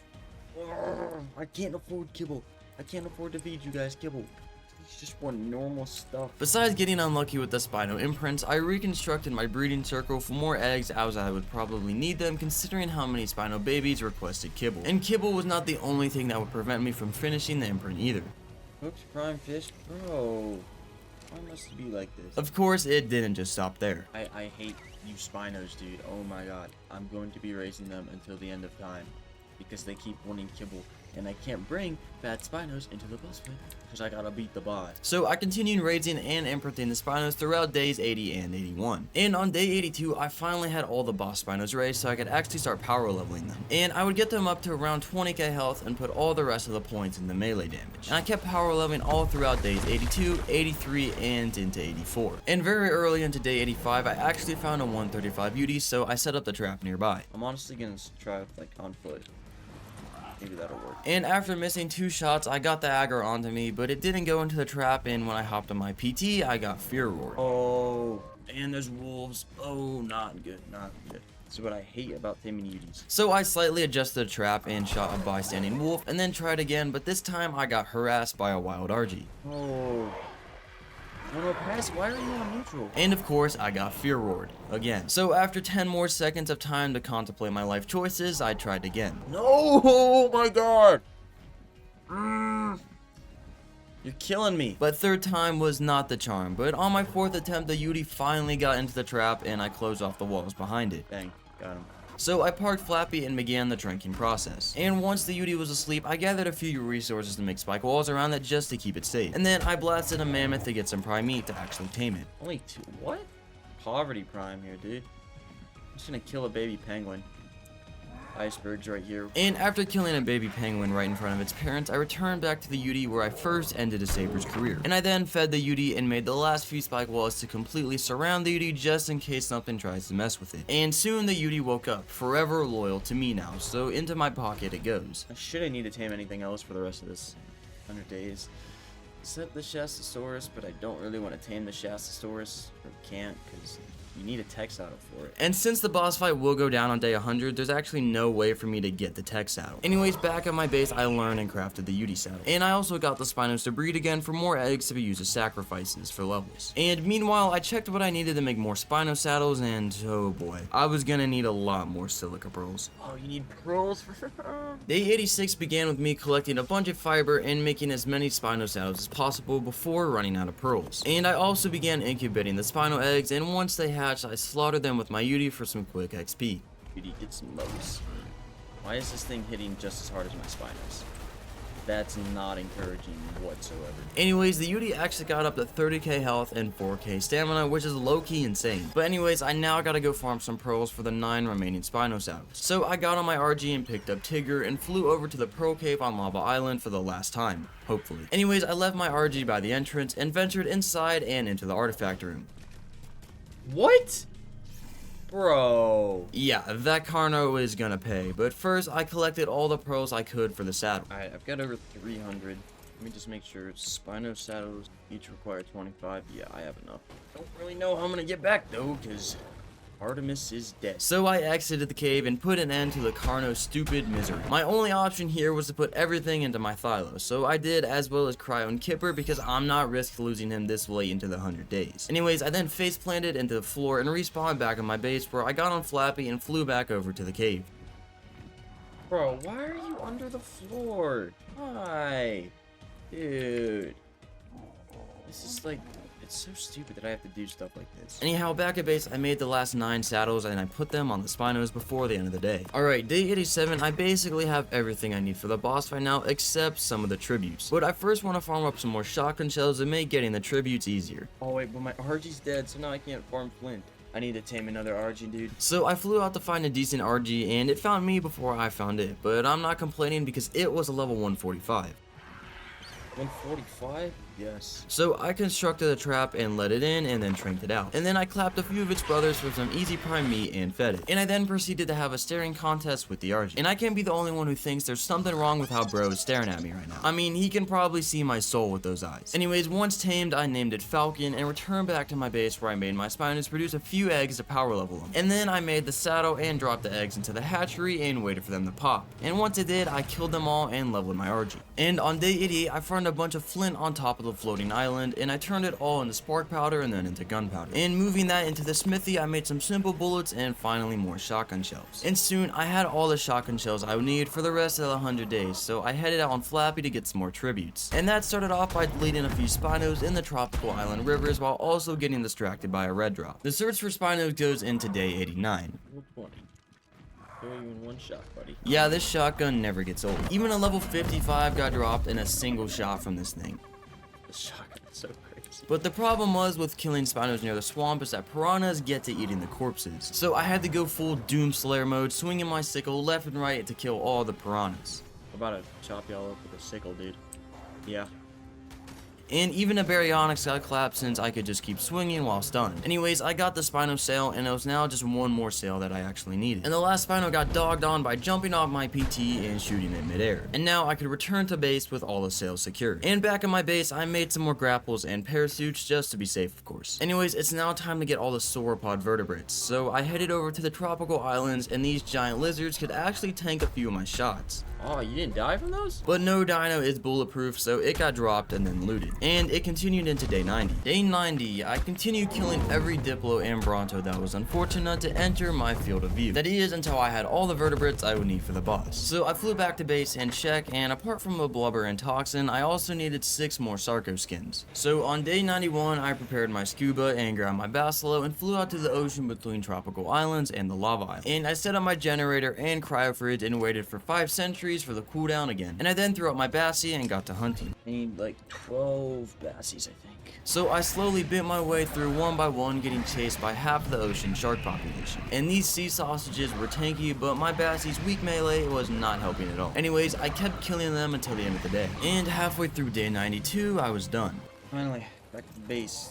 All I need now is Megalania toxin. And I arrived back in my base before sunset, and I prepared some narcotics because the plan was to find a few Megalania out in the wild and just keep knocking them out over and over again until I have all the toxin I need. This way, so I don't have to find like 12 or 13 Megalanias. I can just find like 1 or 2 and just keep knocking the poor guys out. So on day 93, I made a long neck rifle and some tranq darts to make the whole process easier. And I then headed out into the redwoods to the waterfall cave. And inside, I found 2 Megalania right at the entrance doing some questionable things. So I knocked them both out and stole their toxin. And I flew back down and dropped a racer for its meat and returned to force feed the 2 Megalanias to heal them back up so I can knock them out over and over again when they wake up without them dying. And during all that, I also spotted another Megalania, so time to knock that one out as well to speed up the process. And from then on, it was just a waiting game. As soon as they woke up, I put them back to sleep and stole their toxin and rinse and repeat. And once I had around 20 toxin, I started actually putting the Megalanias down. And the last one I put to sleep for the final time, and once it woke up, I greeted it with a double barrel shotgun blast right to the face. I swear this isn't animal abuse, PETA, calm down. Anyways, I returned back to my base by the morning of day 95. And I flew down to the swamp to get the final 6 Sarco skins, and I should be done with the tribute farming now. So I went ham on all these nasty creatures, shooting everything that attacked me on site until I had the 6 Sarco skins, and I then returned home. And I repaired my flak and checked on my Spinos, which were now fully healed and ready for the boss fight. So with a few days to spare, I decided I was actually gonna go out and tame the Shastasaurus, even though I won't be able to make the saddle for it. So I flew back out to the ocean and got on my Ichthy and started looking for one. And I found one on day 96. It was a level 60, which would do just fine. I'm not gonna be picky about levels because there's 3 days left before the boss fight. And after a little bit of confusion and totally not looking at a tutorial, I started the taming process by slicing off leashes off the Shastasaurus with my sickle. And I then realized I actually can't feed it prime meat, so I swam back to the rivers where I killed some piranhas and saber-tooth salmon for their fish meat. And I then went back up to the beach to place my cryo contraption down and actually switch out my Ichthy for my Basilo in hopes I could actually kill something for prime fish meat. And I did kill a Dunkelosaurus, but I found out they don't drop prime fish meat, so back to looking for saber-tooth salmon I go. And after gathering a few bits of the prime fish meat, I returned back to the Shastasaurus and got to taming once again. But after the first feed, I realized this is gonna take a long time. 6.4% from just one feed is crazy. On day 97, I tried again with a level 55 Shastasaurus. While my Ichthy was ridging it up, I got my sickle and cleared off its leashes, and then I fed it. And I kept on repeating this cycle until I ran out of prime fish meat. So I then swam over to the other rivers to kill salmon. And once I returned, I had to fight off a Megalodon before continuing the tame, so I surfaced myself and shot that bozo. But the Megalodons weren't the only problem. I also got attacked by a group of mantas as well. But after getting rid of them by similar means, I started feeding the Shastasaurus once again. And on day 98, I finally finished taming this oversized Ichthy, and I called it Your Mom. And I then put Your Mom into a cryopod and into my pocket. So after executing the greatest joke of all time, I returned back to my base and sorted out my inventory and put Your Mom into the cryo fridge. Yeah, I just kind of tamed it because, you know, I have to. It's a new creature, but like, I'm not gonna do anything with it. Anyway, I then got on my RG and took out my Anki to farm a little bit of crystal, as I needed to craft a bunch of cryopods for all the Spinos to actually take over to an obelisk for the boss arena. And I then started crafting polymer in the fabricator and farmed a little bit of fiber, and then I pulled all my resources into the RG and flew over to the green obelisk to make up all these cryopods. And once back at base, I started cryoing all the dinos. And with all the tames in my back pocket now, I returned to the green obelisk where I placed my generator down along with a cryo fridge and waited 12 more years for the cooldown. And on day 99, I threw out all the dinos around the platform and returned home for the final time to get all the boss tributes and artifacts for my base. But before leaving though, I made some more shotgun shells just in case things went south. And I was now ready to go face to face with the center's boss arena, so I got on Falcon and flew down to the green obelisk where all of my Spinos were now awake and ready. And I transferred all the tributes into the terminal and started parking all of my Spinos closer to the obelisk so I make sure they could all get teleported in. But this rhino kept getting in my way, so I quickly removed him from the face of this arc. Anyways, once my circle of Spinos was assembled, I waited for it to turn into day 100.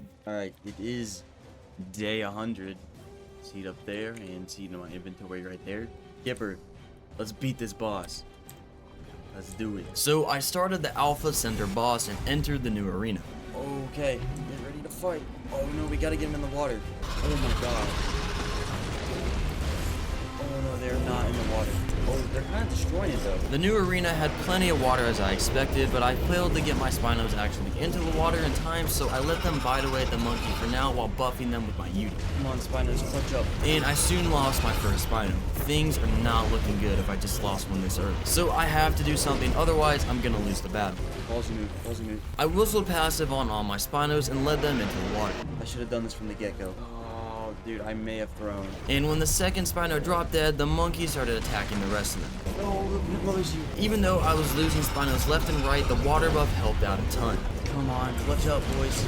Oh, look at the monkey's dead, monkey's dead. But just like that, the tides have turned. My Spinos were all bloody, but it was just the broodmother left. And she was not doing a lot of damage to them, but my Spinos were absolutely shredding through her. Yes, yes, yes.